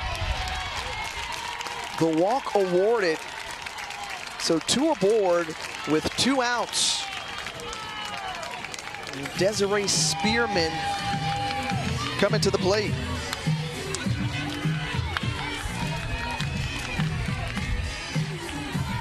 And Nancy Evans making a trip to the circle to have a conversation with Emily Boyer. Folks, if you're just tuning in, it was Boyer who held Texas Tech without a hit for 4 2/3 inning. She shut them out thus far, one of the top offenses in the country, and now the Red Raiders threatening here as a chance to move on to the regional final tomorrow is on the line. This is the right call, to come out, just do a pulse check, slow the game down a little bit if nothing else, but to reinforce the importance of getting this out. A 2-out opportunity for Texas Tech, who feels like they've just been on the brink, right, of a ticking time bomb offensively at the plate. But Boyer has been so good through almost 6 complete innings. Owned them with the drop ball, owned them low and away, especially against lefties. And now Spearman stepping in. She came in defensively just 2 innings ago, now gets her first at bat. Just past the top of the hour here in Lubbock. Aaron Miller, Thiessen, Tiffany Green here with you. First of 3 games here from Tracy Sellers Field.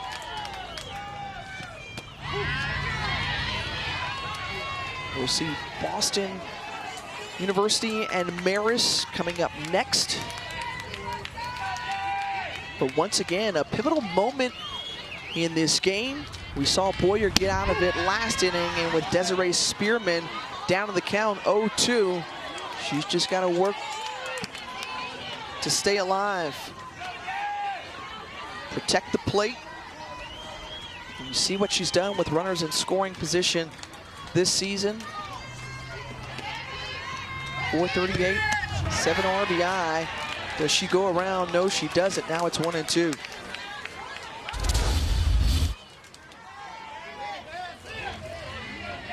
Just holds back, really nice control, those hands.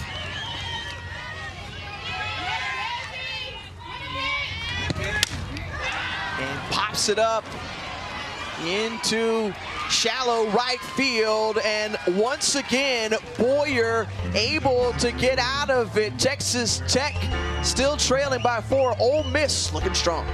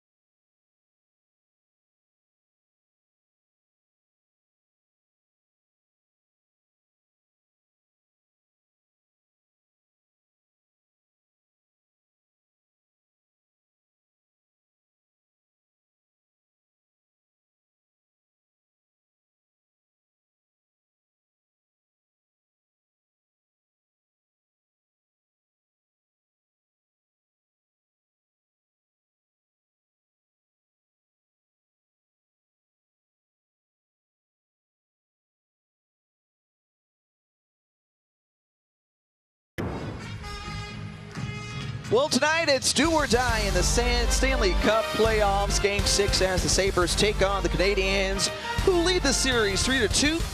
Puck drops at 8 Eastern on ABC. You can also stream the game on the ESPN app. Very unfamiliar territory for these Texas Tech fans. Their team coming in with 53 wins and just 6 losses. But right now, they are behind by 4 runs as we head to the 7th inning. And Ole Miss trying to advance to the regional final tomorrow, seeking their 9th regional final.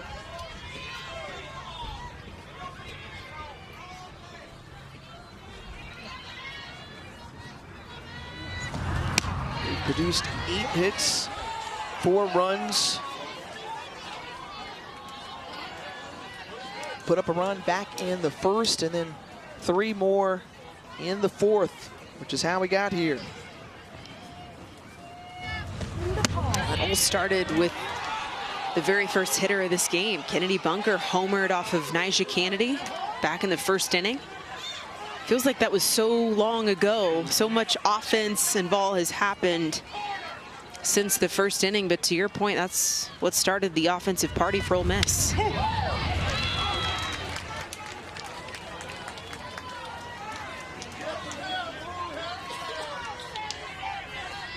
And again, we've seen the productivity now in the 2nd game from Ole Miss, the different batters who have come up with hits. We saw already today as Sam Lincoln gets Pickens, who was out in front of that one. 3rd strikeout swinging for Sam Lincoln. This off speed actually was left elevated too. Should be absolutely mashed if Mackenzie Pickens is on time with it. So nice break there for Lincoln.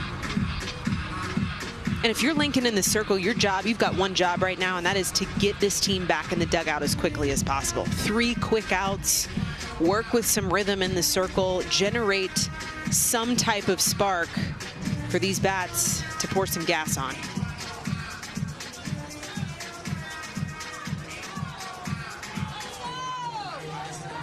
Percy Yamas, who's picked up a base hit as well. Going to go back to the dugout as Jamie Traxel had a discussion with the home plate umpire, and it looks like Pickens is returning to the box. Potentially some form of an illegal pitch is my assumption.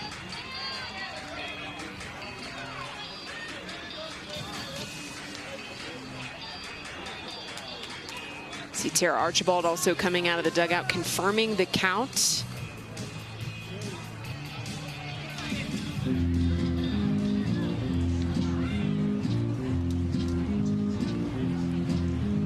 So now that erases what would be the first out of the inning. And let's take another look here. Well, you could see Lincoln kind of rolling the hand, trying to speed up the pitch call. I think in that specific instance, it was the action clock. I think ran out of time before that pitch was thrown.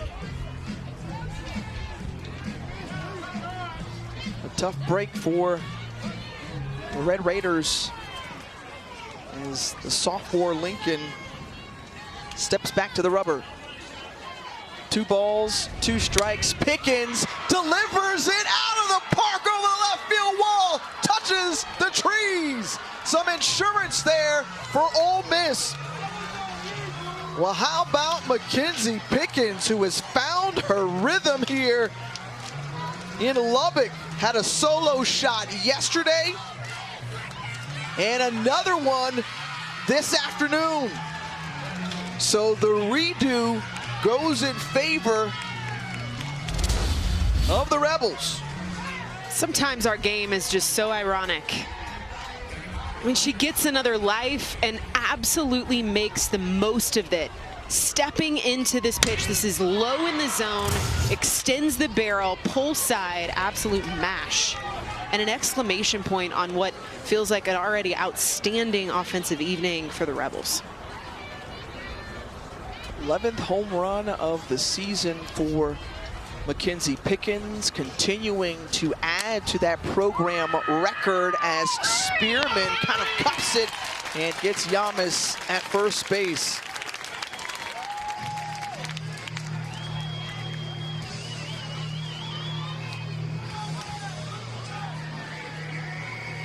And so we're getting word as to why Pickens returned to the plate. There was an issue with not re-entering Jazzy Burns, the catcher, properly into this game. And so that provided another chance for Ole Miss. We can't talk about the home run power and production for Ole Miss this season without mentioning Maddie George, 22 in her first year in Oxford.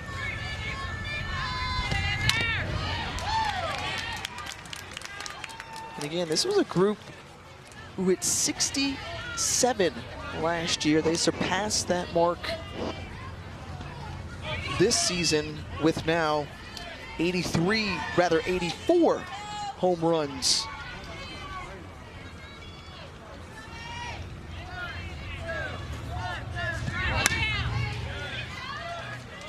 And so you look at the scoring, folks, of how Ole Miss got to this point. It was a solo home run from Kennedy Bunker to start off this game back in the first. Then the pinch hit 3-run shot from Rachel Connors made it 4-0.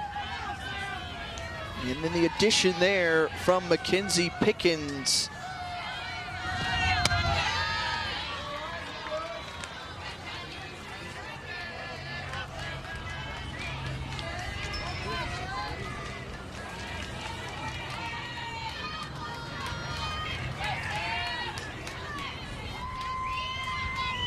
George awaits the 1-2 pitch.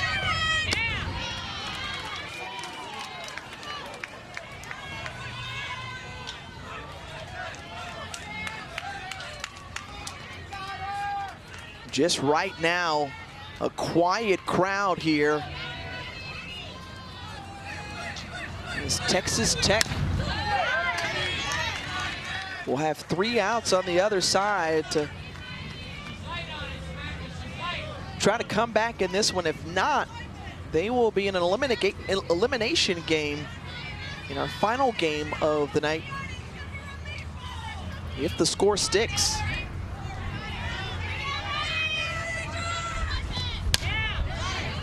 George pulls that one foul down the first base line. George still looking for her first hit of the game. Couple flyouts and a K. See the deep breaths, a lot of bragging rights and props that head coach Jamie Traxel gave this freshman bat. Very mature at the plate through her freshman year, has been riding the highs and lows with a lot of level-headedness. I could not say the same for myself in my freshman season, so props to Maddie George. It takes everybody some time. It took me a little time. Get acclimated.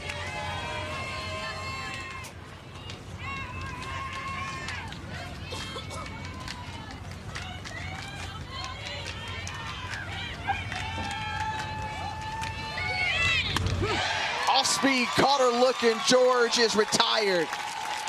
Backwards K for Samantha Lincoln, her 3rd of the game. You could hear the Ole Miss dugout picking that pitch, yelling sit as this was coming around the horn out of the hand of Lincoln. But regardless of picking that pitch, Maddie George not ready for it and takes that changeup right over the wide of the plate.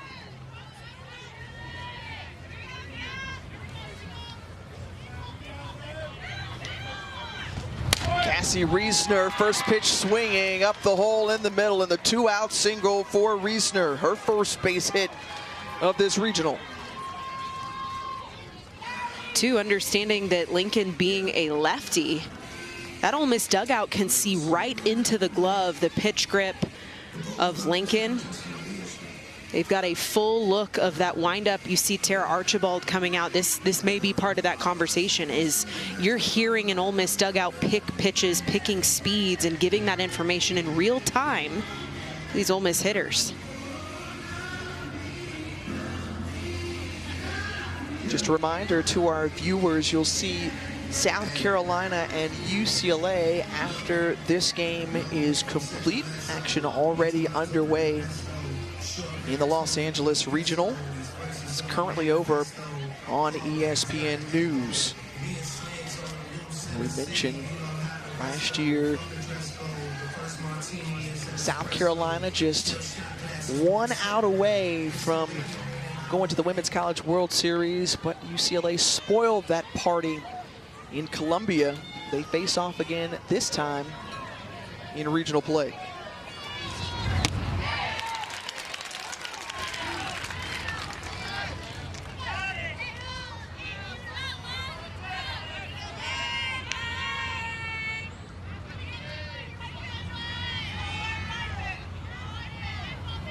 Leilana Applin takes that pitch for strike 2.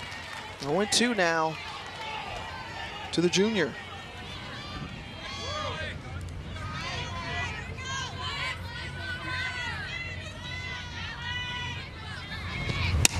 Applin drives this one down the line and foul.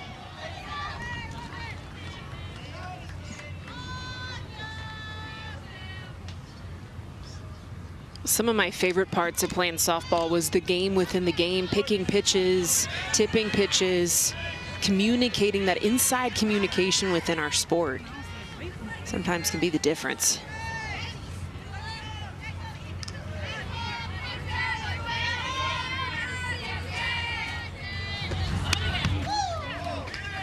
That one bounces off the backstop in the net. Burns gets it as Reesner stays put at first.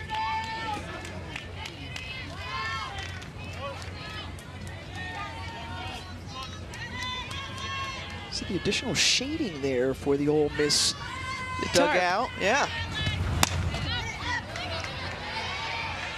Because it's hot. It's real high. You can definitely see it there. Smart work, savvy work over there, providing a little extra shade. It's well into the 90s, approaching 100. You're in Lubbock. The 1-2, high for ball 2.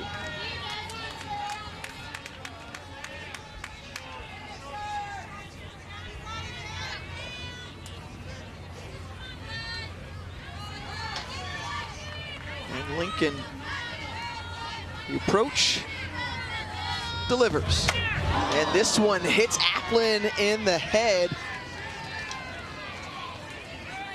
And she runs to first base, so Applin hit by the pitch now, 2 on, 2 out.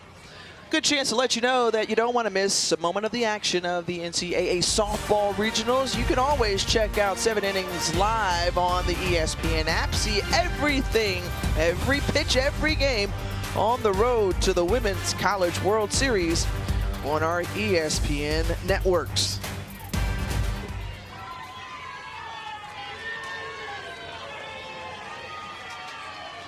And Jamie Traxel electing to go to her bench once again. Taylor Roman going to come in as the pinch hitter, the senior out of Missouri City, Texas, in that Houston area.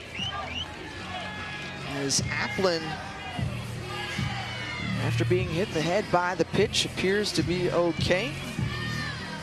Gets the helmet back on. And she's ready to go.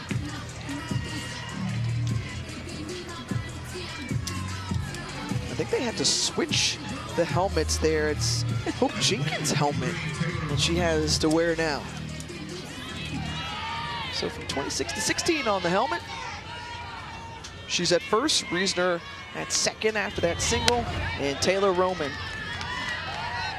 at the plate. Another senior for this Ole Miss squad.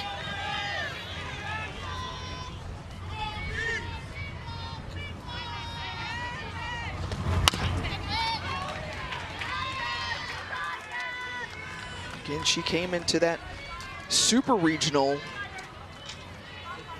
against Arkansas and came up with a game time pinch hit, 2-run double.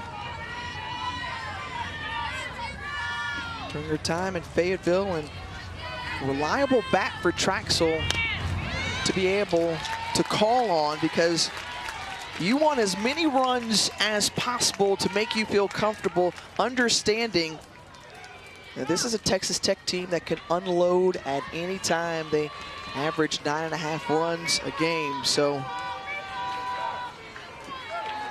Track's already looking like a genius. The pinch hit, 3-run shot with Rachel Connors. She calls on senior Taylor Roman here.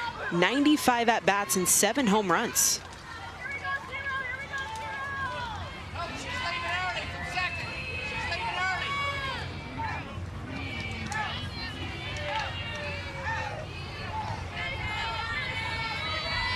The 1-2. And Roman pops it high, back and out of play.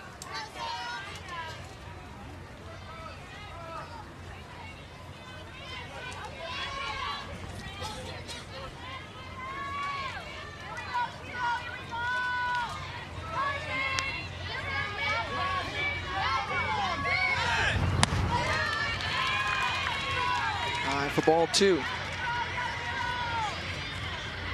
I'm even hearing Bobby Buchanan standing in that first base coaching box, or what he was in the first base coaching box. He's trickled back into the dugout. That's who I'm hearing. Him yelling, sit. Tried to sit on that one. A bloop single in front as Holloman was slow to play it. And Reisner comes across. Taylor Roman with an RBI. Off the bench again, the pinch hitters have come up big for Ole Miss, and one more run tacked on for the Rebels. Trying to understand too, Holloman in left field, very tentative on this swing. Powerful cut from the pinch hitter Taylor Roman. And take a look at the hesitancy. She kind of holds up, second guesses her ability to catch this ball, and then absolutely airmails to Jazzy Burns at home plate. They're ruling that an error on Holloman. As former outfielder yourself, you know full well they changed it to a single.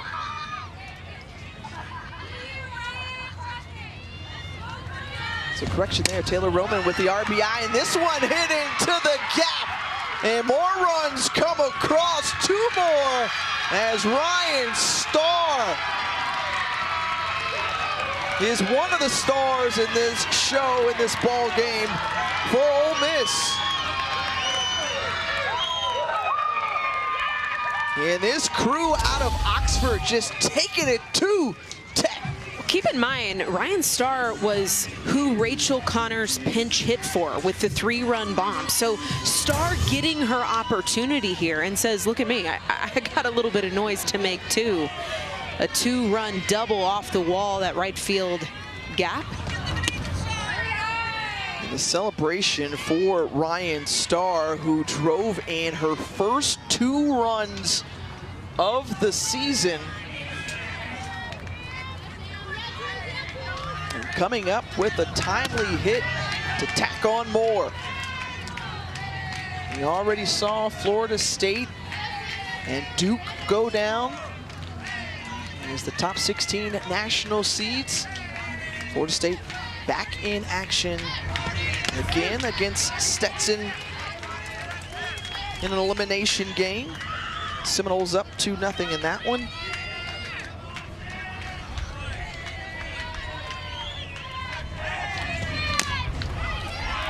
And a soft chopper here.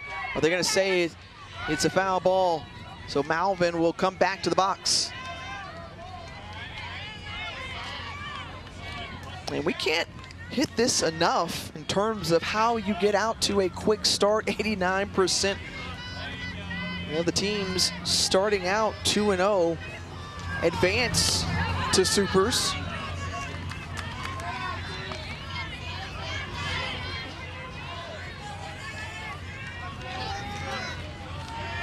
And Jamie Traxel's crew has just come in here.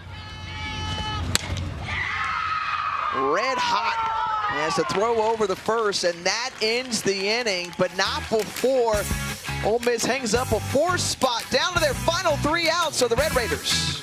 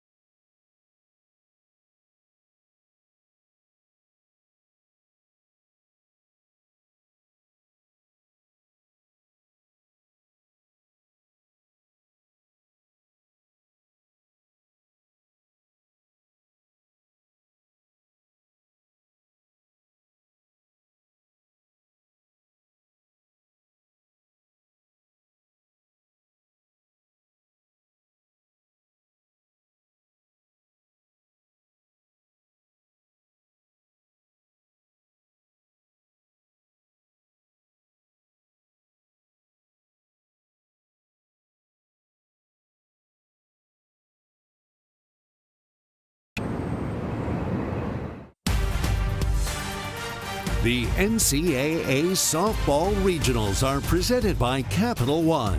What's in your wallet? Emily Boyer has shined on this bright stage this afternoon. 2 hits only allowed by Boyer. She was the Division II National Player of the Year, and you see how she stacked up against last year's D1 National Pitcher of the Year. Her ability to cut up low in the zone, that drop balls looked so good, and the defense behind her has given the support she needed to really shine against one of the most potent offenses in the nation. Yeah, and she's upstage, a superstar in the game, and Nigeri Kennedy here this afternoon, spoiling the start for Kennedy as Ole Miss has Texas Tech hopeful that they can find any form of a rally here to try to take some momentum into the elimination game if the Rebels are able to hold on. This offense, who averages 9.5 runs a game, third best in the nation, has been shut out.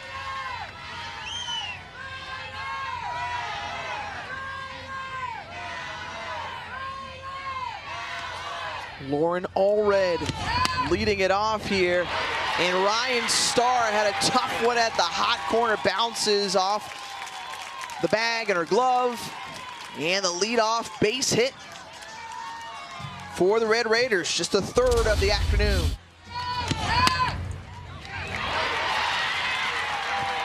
Find a no man's land, and this is exactly what the doctor ordered if you're Texas Tech.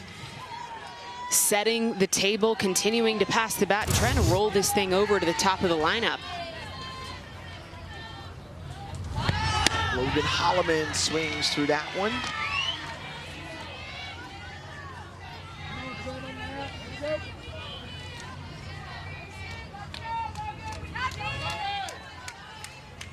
And we've got 2 elimination games coming up with BU and Marist on the way. We'll be joining the action of South Carolina and UCLA after this one concludes. The only thing on Emily Boyer's mind is just to get 3 outs, close out this game, and get some rest heading into tomorrow's regional final.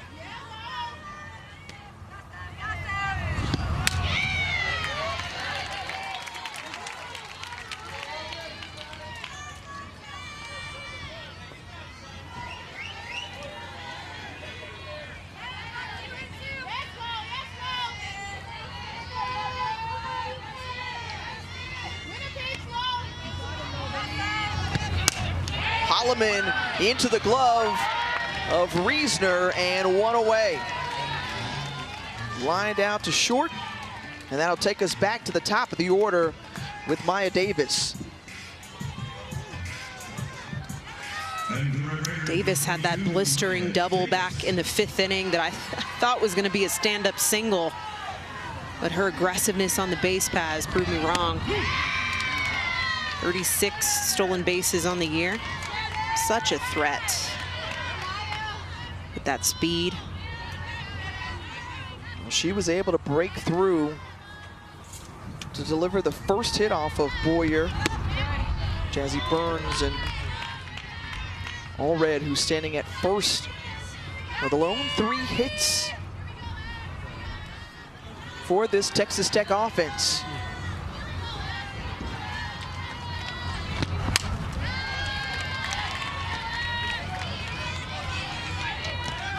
And again, so much credit belonging to Boyer to come in to this situation. She had 2 1/3 innings yesterday to close out Boston University. And here, striking out Maya Davis, so 1 out away from her first ever win in an NCAA Division I softball regional. It's a 3rd K for Davis. Boyer has just had her number. Low and away, that has been the chase pitch for lefties all game long. They have not been able to lay off that location.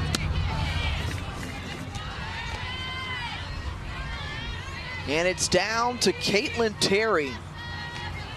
Terry, 0 for 3 this afternoon. Runner on first. 2 outs. And fouled back.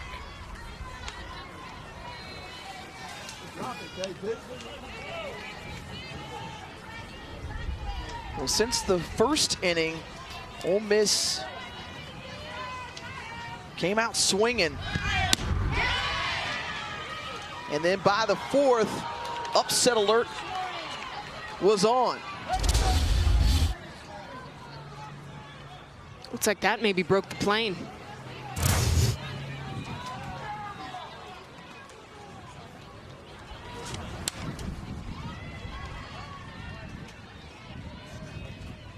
Second most runs allowed this season by this Texas Tech pitching staff. You have to go back to March when they faced off against Arizona and gave up 9 runs.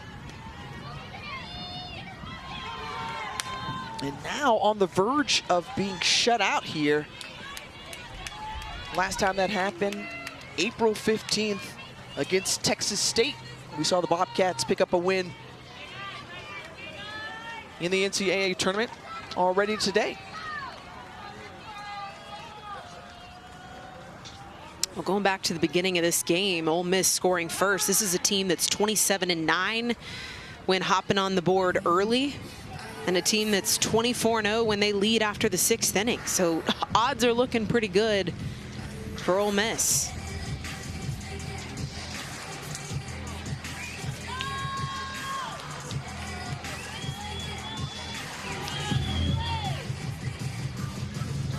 And just taking their time. Again, Kennedy Bunker and Boyer have had a really nice connection. This battery for Ole Miss have worked really well together. Down to the final strike and final out of this game.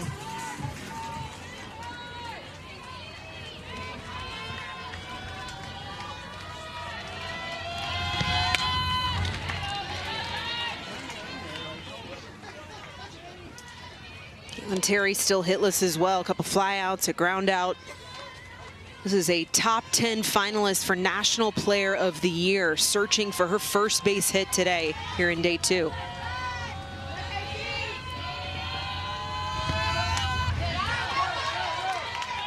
That one just past Bunker, and so advancing to second is Allred. She's in scoring position.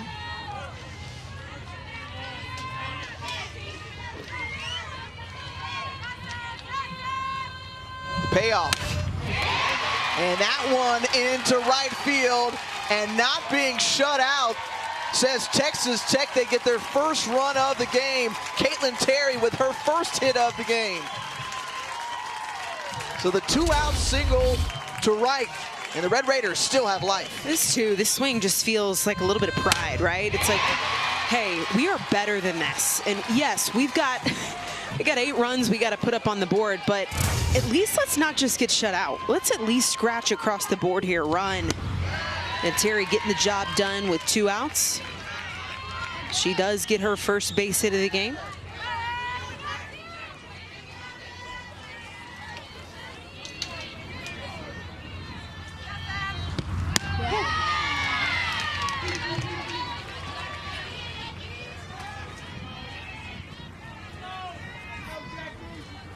Ulis with a couple of walks in this one. The pitch, she sends that one flying into center field. It's out of here, a 2-run shot. Lewin-aided home run. Jackie Liss puts up 2 more. It's now 8-3.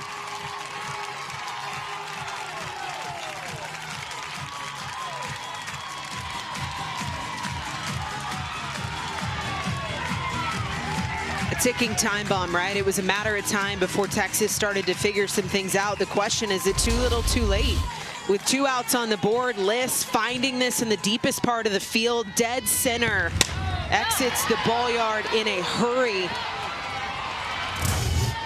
That gives way for Jazzy Burns to step in. There really should be no panic here, right? If you're Boyle in the circle, you got 2 outs, you still got a 5-run lead. Nothing changes for you right now on the mound.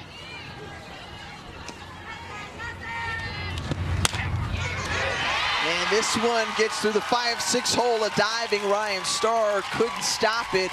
And this is all happening with 2 outs. Remember, it was Lauren Allred who started off the inning with a single. Came around to score thanks to Caitlin Terry. And then the 2-run shot from Jackie Liss. And finally the hits starting to pile up for the Red Raiders, but is it too late? As you mentioned,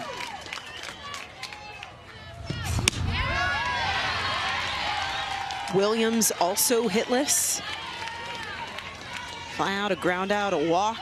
This is a 22 home run bat. The meat of this order for Tech.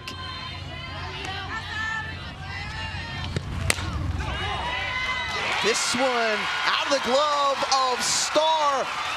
And Jazzy Burns at third, Williams at first, runners at the corners, 2 outs. And the Red Raiders not done yet. You know, Aaron, we saw this yesterday too with the Rebels having a tough time closing out Boston University. They came up with a late rally as well. Just held off, and it was the defense who came through, taking advantage of the careless base running from the Terriers, ended that game in a double play.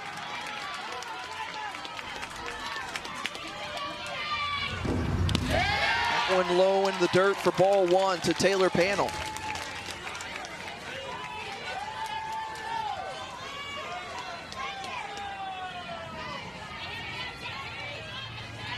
And activity in the bullpen with Kyra Aycock getting ready just if needed, and again pulling it once more. Another run driven in, and now cutting the lead in half after the RBI single from Taylor Panel. This has just been a pass the bat mentality for Texas Tech, which I can appreciate. A team that hits a lot of home runs, it's easy to get into the box right here and want to be the hero, taking the biggest hacks that you possibly can. And right now, making the focus smaller, decreasing the size of the game. These are really fundamental swings, hard contact swings, and they have just been peppering the ball through the infield, and it's worked. In a circle visit, once again, the entire infield in, and understanding just 1 out to get, but those final 3 outs, it can be really challenging, Aaron. Hardest 3. And right now it's the hardest 1, right? Yeah. There's 2 outs on the board. This has been such a deep rally here for Texas Tech, who's been silent. I mean, very well controlled at the plate by Emily Boyer all game. Boyer, excuse me. Again, 2 teams who made it to the Women's College World Series for the first time ever in program history a season ago. They meet for the first time since that opening round game in OKC. And after this game was controlled by the excellent pitching from Emily Boyer, the defense for the Rebels, the bats getting hot and putting up 8 runs coming into the inning. After being shut out, the Red Raiders now trying to surge here late and come through with a comeback. The 9th batter that Boyer will face here is Desiree Spearman. 9th batter this inning is Spearman. Spearman takes that one outside for ball 1.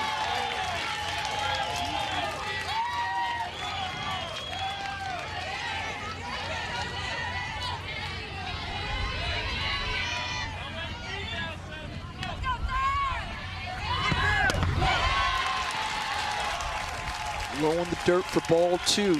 Texas Tech looking for their 2nd ever regional final.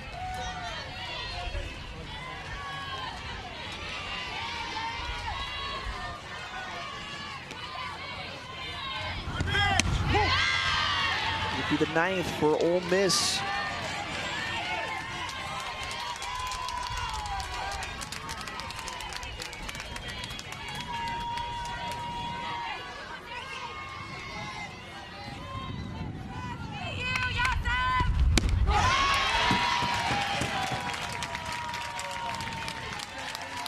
reminder, the walks have been the Achilles heel for Ole Miss's pitching staff this entire year. Came into today with 89 walks on the year for Boyer. That one called for a strike as Spearman tossed the bat confidently, thinking that that was ball 4. I mean, can I say that that pitch has been called a ball all game? Yep. Incredibly tight strike zone here. That one inside, and that's ball 4. So now that loads the bases, and how this inning started was Lauren Allred and a single. Now she's got an opportunity to tie up this ball game.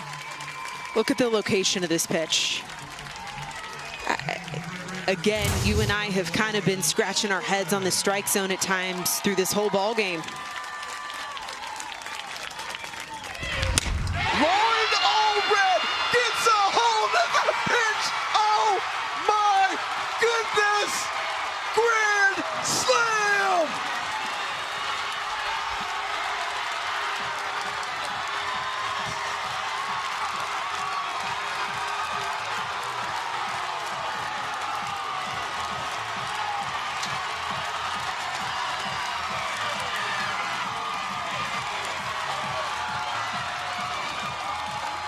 You believe it, folks?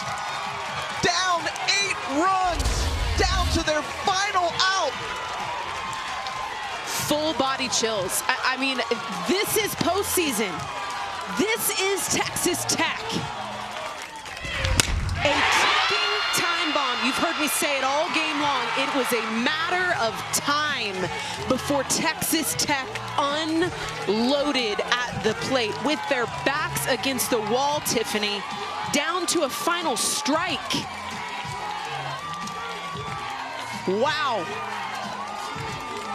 They needed Lauren Allred to get going in this postseason if they wanted to make another deep run, because top to bottom, this is such a filthy, talented lineup. And Texas Tech, when it looked like all was lost and nothing could go their way, came alive with 2 outs here in the bottom of the 7th.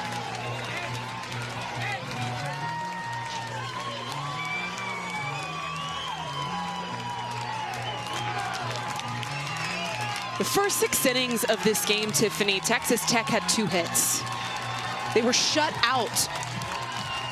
Come into this inning, 7 hits, 8 runs, and now have a potential to walk this game off, to punch their ticket into the regional finals. This is postseason, folks. This is mayhem. This is a team that played for a national championship just last season. They reloaded in the portal. What did they need? Offensive support. Well, they got it. Longi Quiroga comes in as the pinch hitter, one of those players that they picked up in the portal. He's a first-team All-ACC selection last season at Cal. An unbelievable turn of events, folks. This Red Raider team, one of the best offenses in the nation, has helped to engineer an amazing comeback here in the bottom of the 7th, and fans on their feet here, ready for the magic to continue with a walk-off in their sights.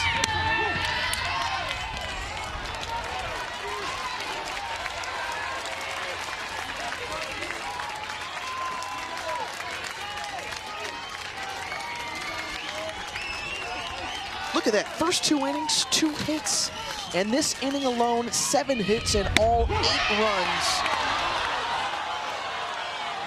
for the 11 seed.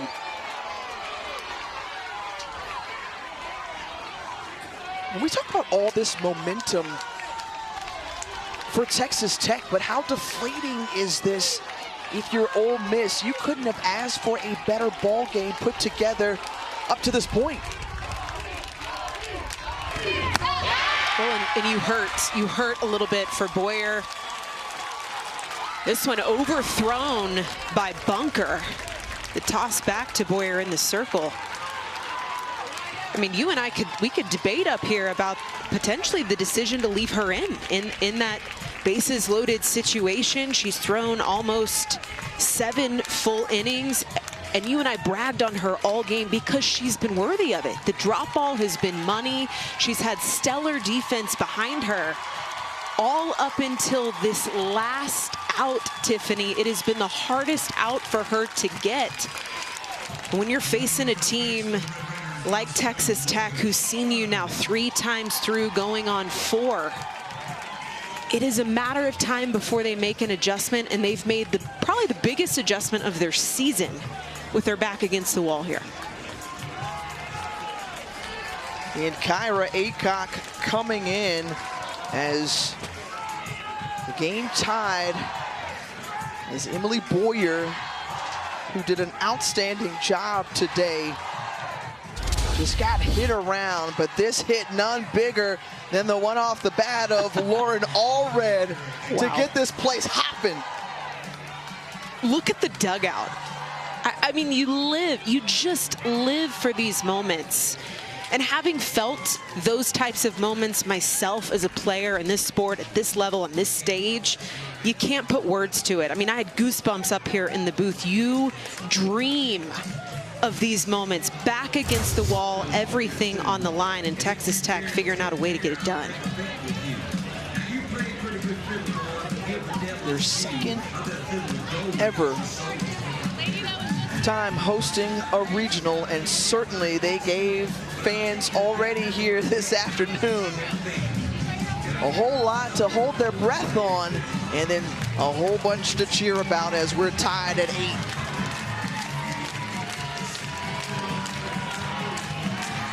Look at this. Unbelievable. Since 2000, 640 teams that have trailed by 8 runs or more has never come back to win in NCAA tournament history. Wow. Shout out to the statistician that dug that one up. That's a heck of a stat right there. My goodness.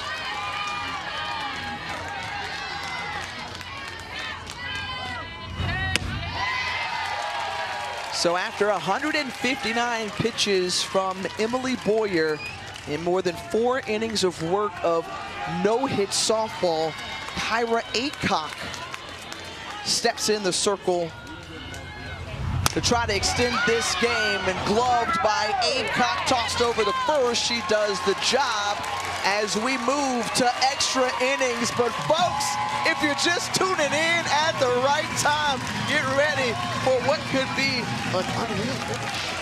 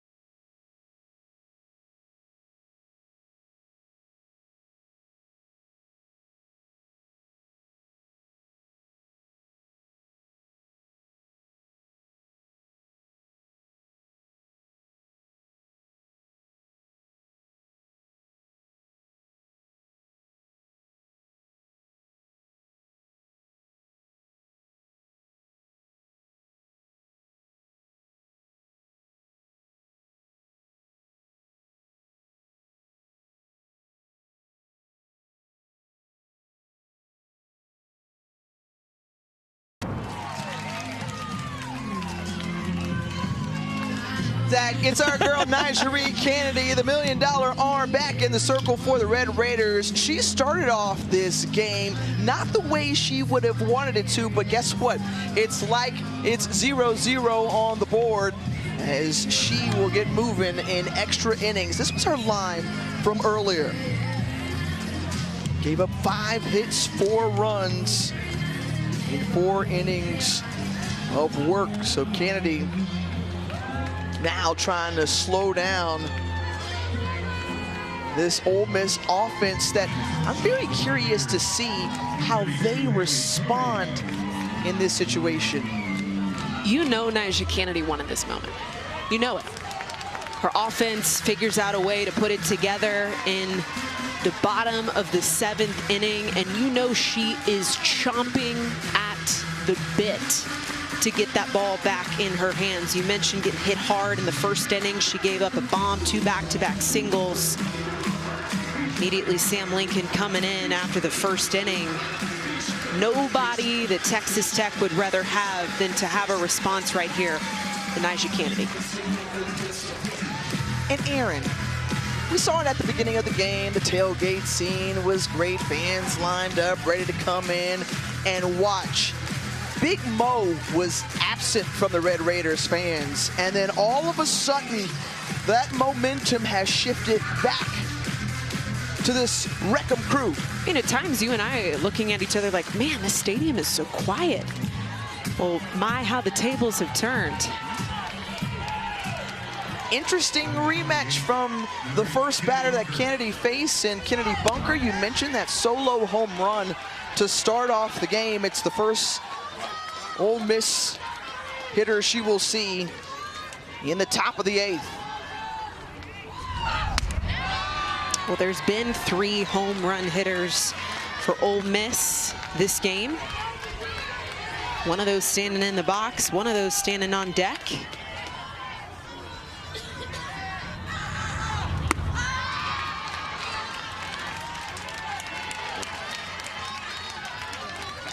Nyjah Kennedy behind the count, 3 balls and no strikes to Bunker. Taking all the way for that strike. We came on the air talking about just how well Ole Miss has used that long ball this season, a program best in terms of power out of the park. And this one pulled to right field and a leadoff base hit for Kennedy Bunker.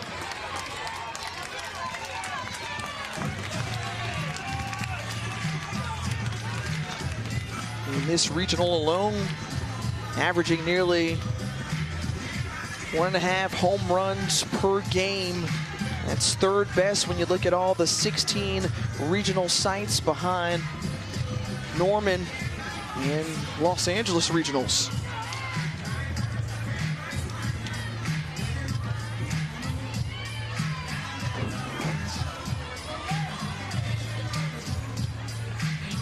So a pinch runner over at first for Ole Miss, Izzy Rediger, the freshman. And look at the afternoon that Mackenzie Pickens has had. 3 for 4 on the day, a couple of singles, and that solo home run last inning. And this time trying to do a little small ball action, lays down the sac bunt well. And Rediger advances into scoring position. Playing for a run. It's first sac bunt we've seen from Ole Miss. I'm one of those traditionalists when it comes to the short game, especially at this point in the season, at this point in the game. You have to be able to execute the sacrifice bunt. Pickens does it there.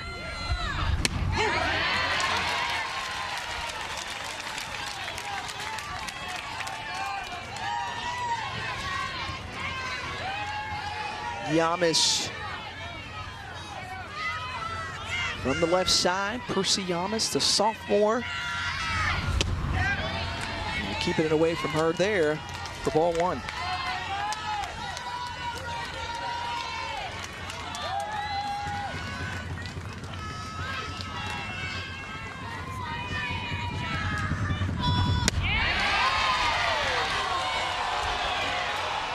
And folks, we've been talking about it all afternoon long. I think it's one of those buzz topics around the tournament this weekend is the tight strike zones that we have seen all across the country. Yamas lays into that one, and this one, they're gonna try to bring home the runner, and Rediger gets the go-ahead run. The RBI single from Percy Yamas, and Ole Miss is back on top. You got to tip your cap to the fundamental offense of Ole Miss right now, especially against one of the most feared arms in our game, Nyjah Cannady. This is a screwball. It's working away from Yamas. She goes up the middle of the field for this RBI single. I have to go back to the importance of the bunt, too, by Mackenzie Pickens. Without that sacrifice bunt to put Bunker in scoring position, that run doesn't score. Excellent point. So Percy Yamas comes through, delivers with another RBI. That's her 41st on the season. We saw Jerry Glasgow take a quick trip to the circle to make sure Cannady is all good. 7 hits already off the 2-time All-American since she's been in the ball game to start this game, and now coming in once more, re-entering here in the 8th inning. And George sends this one into foul territory, right field line. Getting to it is Terry, and it's 2 away.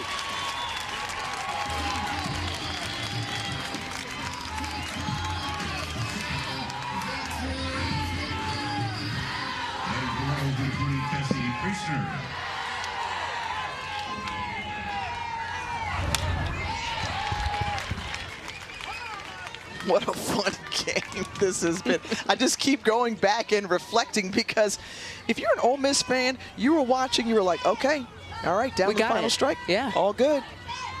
No, no, no, says third best offense in the nation. With their backs against the wall, they came back, responded, and then here in the top of the 8th, Ole Miss answering, providing themselves a run of separation. And so here we go to the bottom of the 8th, and what is left in the backs of the Red Raiders? Find out when we come back.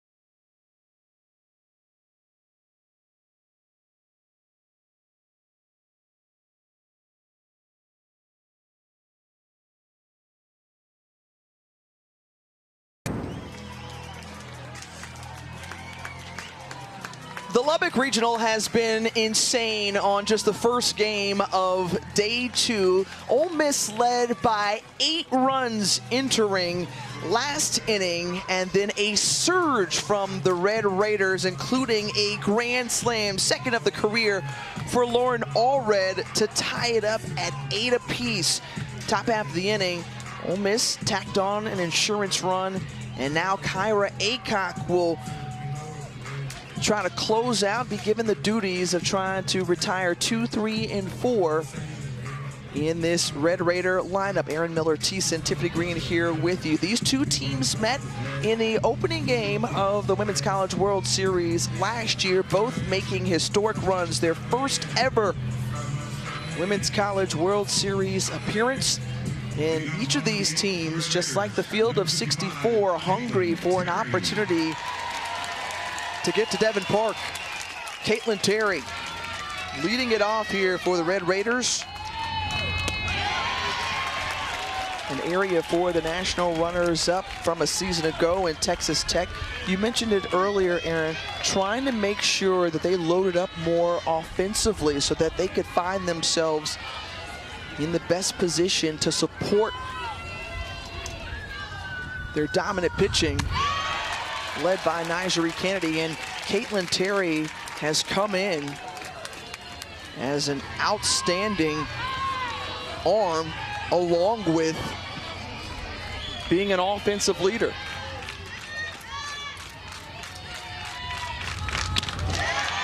She really was a spark starter, I feel like, in the 7th inning. Got that first base hit of the game. Now 1 for 4.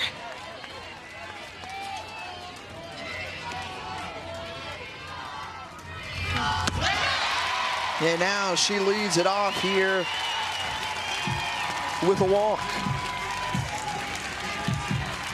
It was a storyline that we were interested in coming into this game because it's been such a challenge for this Ole Miss pitching staff, a brand new staff from last year's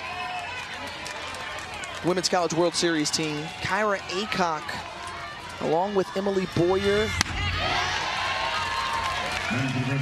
Hope Jenkins, a lot of new faces in there. And walks were limited. There was not much damage done, but here, leadoff batter aboard, Jackie Liss at the plate. Aycock struggled to find the zone yesterday in game 1. Gave up 3 walks only through a 3rd inning. Gave up 2 runs.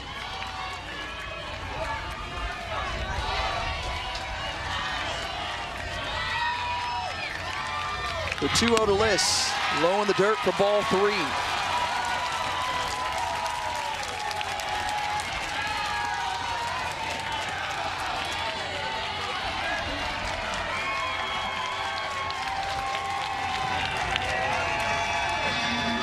And another trip to the circle from Nancy Evans, as just trying to place strikes here, as Kyra Aycock is still looking for her first after 7 straight balls.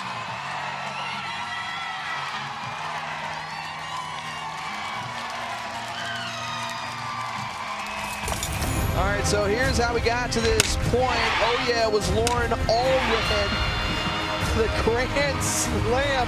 First pitch, no doubter as it left the bat to tie up this ball game. We move to the top half of the inning. Percy Yamas putting Ole Miss back on top, one of the top producers for the Rebels.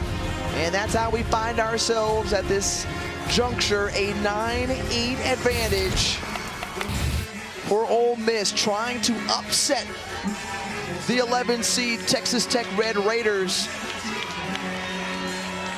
Right now, the energy feeling a lot different here at Tracy Sellers Field. The 9th walk of the game given up by the Ole Miss pitching staff. So now 2 on, no outs, and Jazzy Burns is the next batter due up.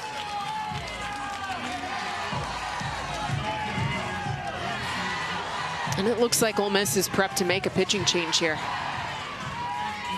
We saw Lily Witten come in and do a nice job against Boston University yesterday. And so now she will come in and have the tall task of trying to slow down the Red Raiders. Again, this is just the first of 3 games, so we've got plenty more coming your way. One of 2 elimination games coming up next between Marist and Boston University, as we will see teams whittle down to 32 by the end of the day. Regional final is set for 4 Eastern tomorrow. An if necessary game will be on deck if needed. Lily Witten stepping in. This is, as a reminder, an entirely new pitching staff for Ole Miss trying to hold down a 1-run lead. You got to bring up this stat, right? Since 2000, 640 teams have trailed by 8 runs, and no team has ever had that comeback win. It's a wild stat. Yeah. It's jaw-dropping. And so now if you're Lily Whitten, you inherit 2 runners with no outs. And the junior will face off against Jazzy Burns first. And you know the Red Raiders, after that energy from the last inning, want to walk it off. We saw 6 walk-offs in the opening day. Mississippi State walked off St. Mary's in the Eugene Regional. Kansas shocking Michigan in extra innings and walk-off action. But Wallace was the hero for Jayhawks. Well, this is a much different arm, too, than Texas Tech has faced out of Boyer and Aycock, who both live low in the zone, that drop ball. So now you're going to face Whitten, who's an up-ball pitcher. Rise right at the letters.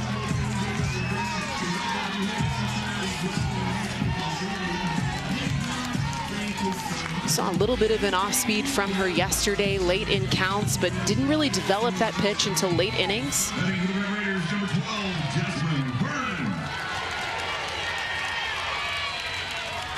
So Jasmine Burns at the plate, couple of singles today from the Ohio State transfer. Again, she was a record breaker with the Buckeyes in her sophomore season.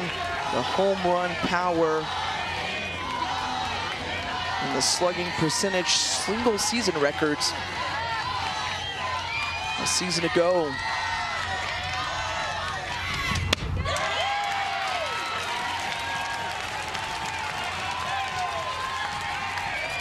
Here late in this game, just trying to search for the strike zone. As we've seen a few pitchers now try to do so. This one opposite field and foul.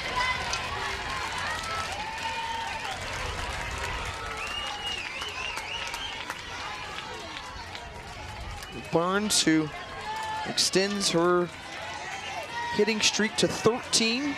Those 2 singles earlier today.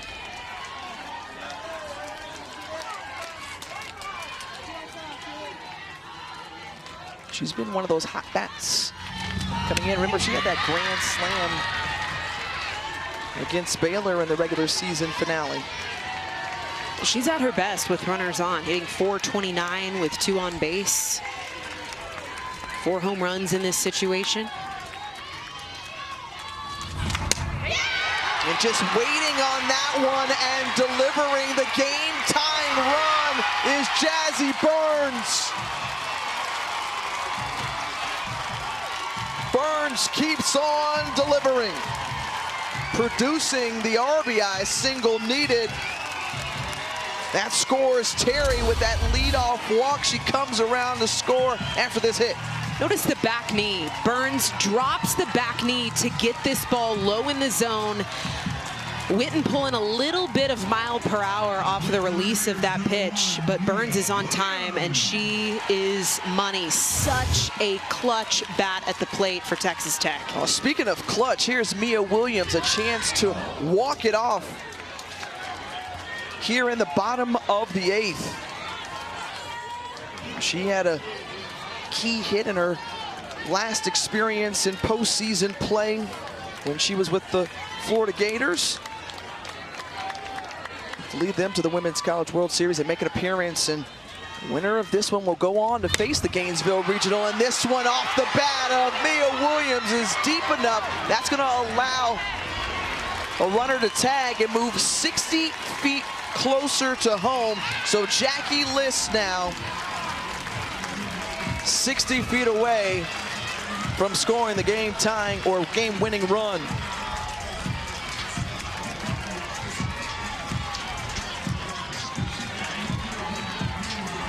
And now it's Taylor Panel's turn.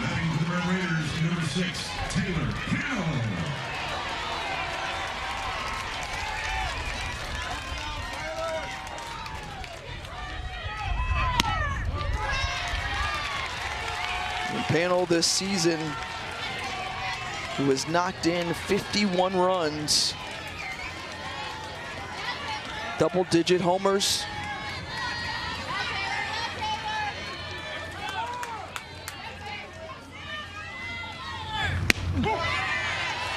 Got 10 home runs on the year. Well, Tiffany, 7 of those have been with runners on base.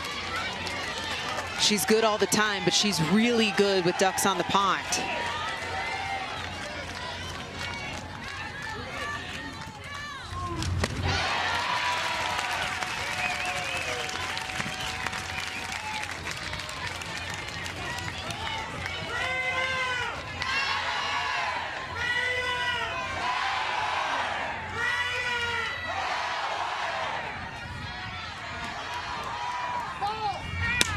Chance of Raider power, get into it, Panel.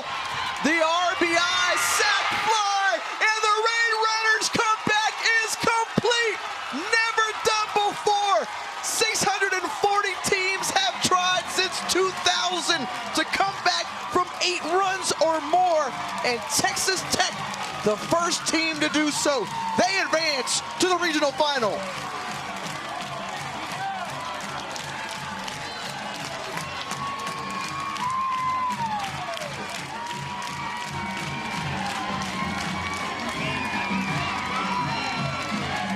Tiff, I don't know that you can really put words to what we just witnessed. This offensive feat late in the game from the 8-inning bottom of the 7th inning to the fundamental pass the bat offense here to score 2 runs for the walk-off when Texas Tech found a way with their back against the wall. And how about the support for Nyjah Canady, who struggled early in this game? They had an answer for her. That graphic bears repeating. First team since 2000 with a comeback win after trailing by 8 runs or more. 640 teams have tried before, but were unsuccessful until now. The 11 seed Texas Tech advances on to the regional final, staving off an upset here from Ole Miss, who will have to play in an elimination game later tonight with Marist and Boston University on deck. And the hero of this game, good job, Taylor Panel, coming through with the RBI sac fly to walk it off for the Red Raiders. Girl, take your moment. This is great shine for you all. Don't mess up my hair, please. Oh, and she says, wait a minute, be conscious of the hair. Okay, Taylor, so walk us through, because you're watching on in the dugout and seeing that you're down by 8 runs, down to the final strike in this game. What got into the Red Raiders to author that amazing comeback? Honestly, it was just, we came in and I was like, we have nothing to lose. And honestly, we were just going up there battling for each other and just having fun. I think that's the most fun we had all season. We just love each other so much and we were just having a blast. And we wanted to do it for our pitchers. Take me back to the 7th inning. You guys put 8 runs on the board after almost getting shut out. What happened offensively for you guys to turn it on? I think it was a nothing to lose mentality. Coach Glasgow says best comeback team, and we haven't been able to do that much. When we come down, normally it's been a shutout, so we're just like, let's not get shut out again and let's just pass the bat. And I think everyone was just having a blast. The crowd was having a blast, and it was just giving us momentum. Thanks so much, Taylor. We appreciate the time and congratulations. Thank you. Mayhem is here. In case you needed any reminder, this phenomenal comeback for Texas Tech was amazing. A 10-9 walk-off for Aaron Miller Thiessen. I'm Tiffany Green. Now let's send it out to Los Angeles.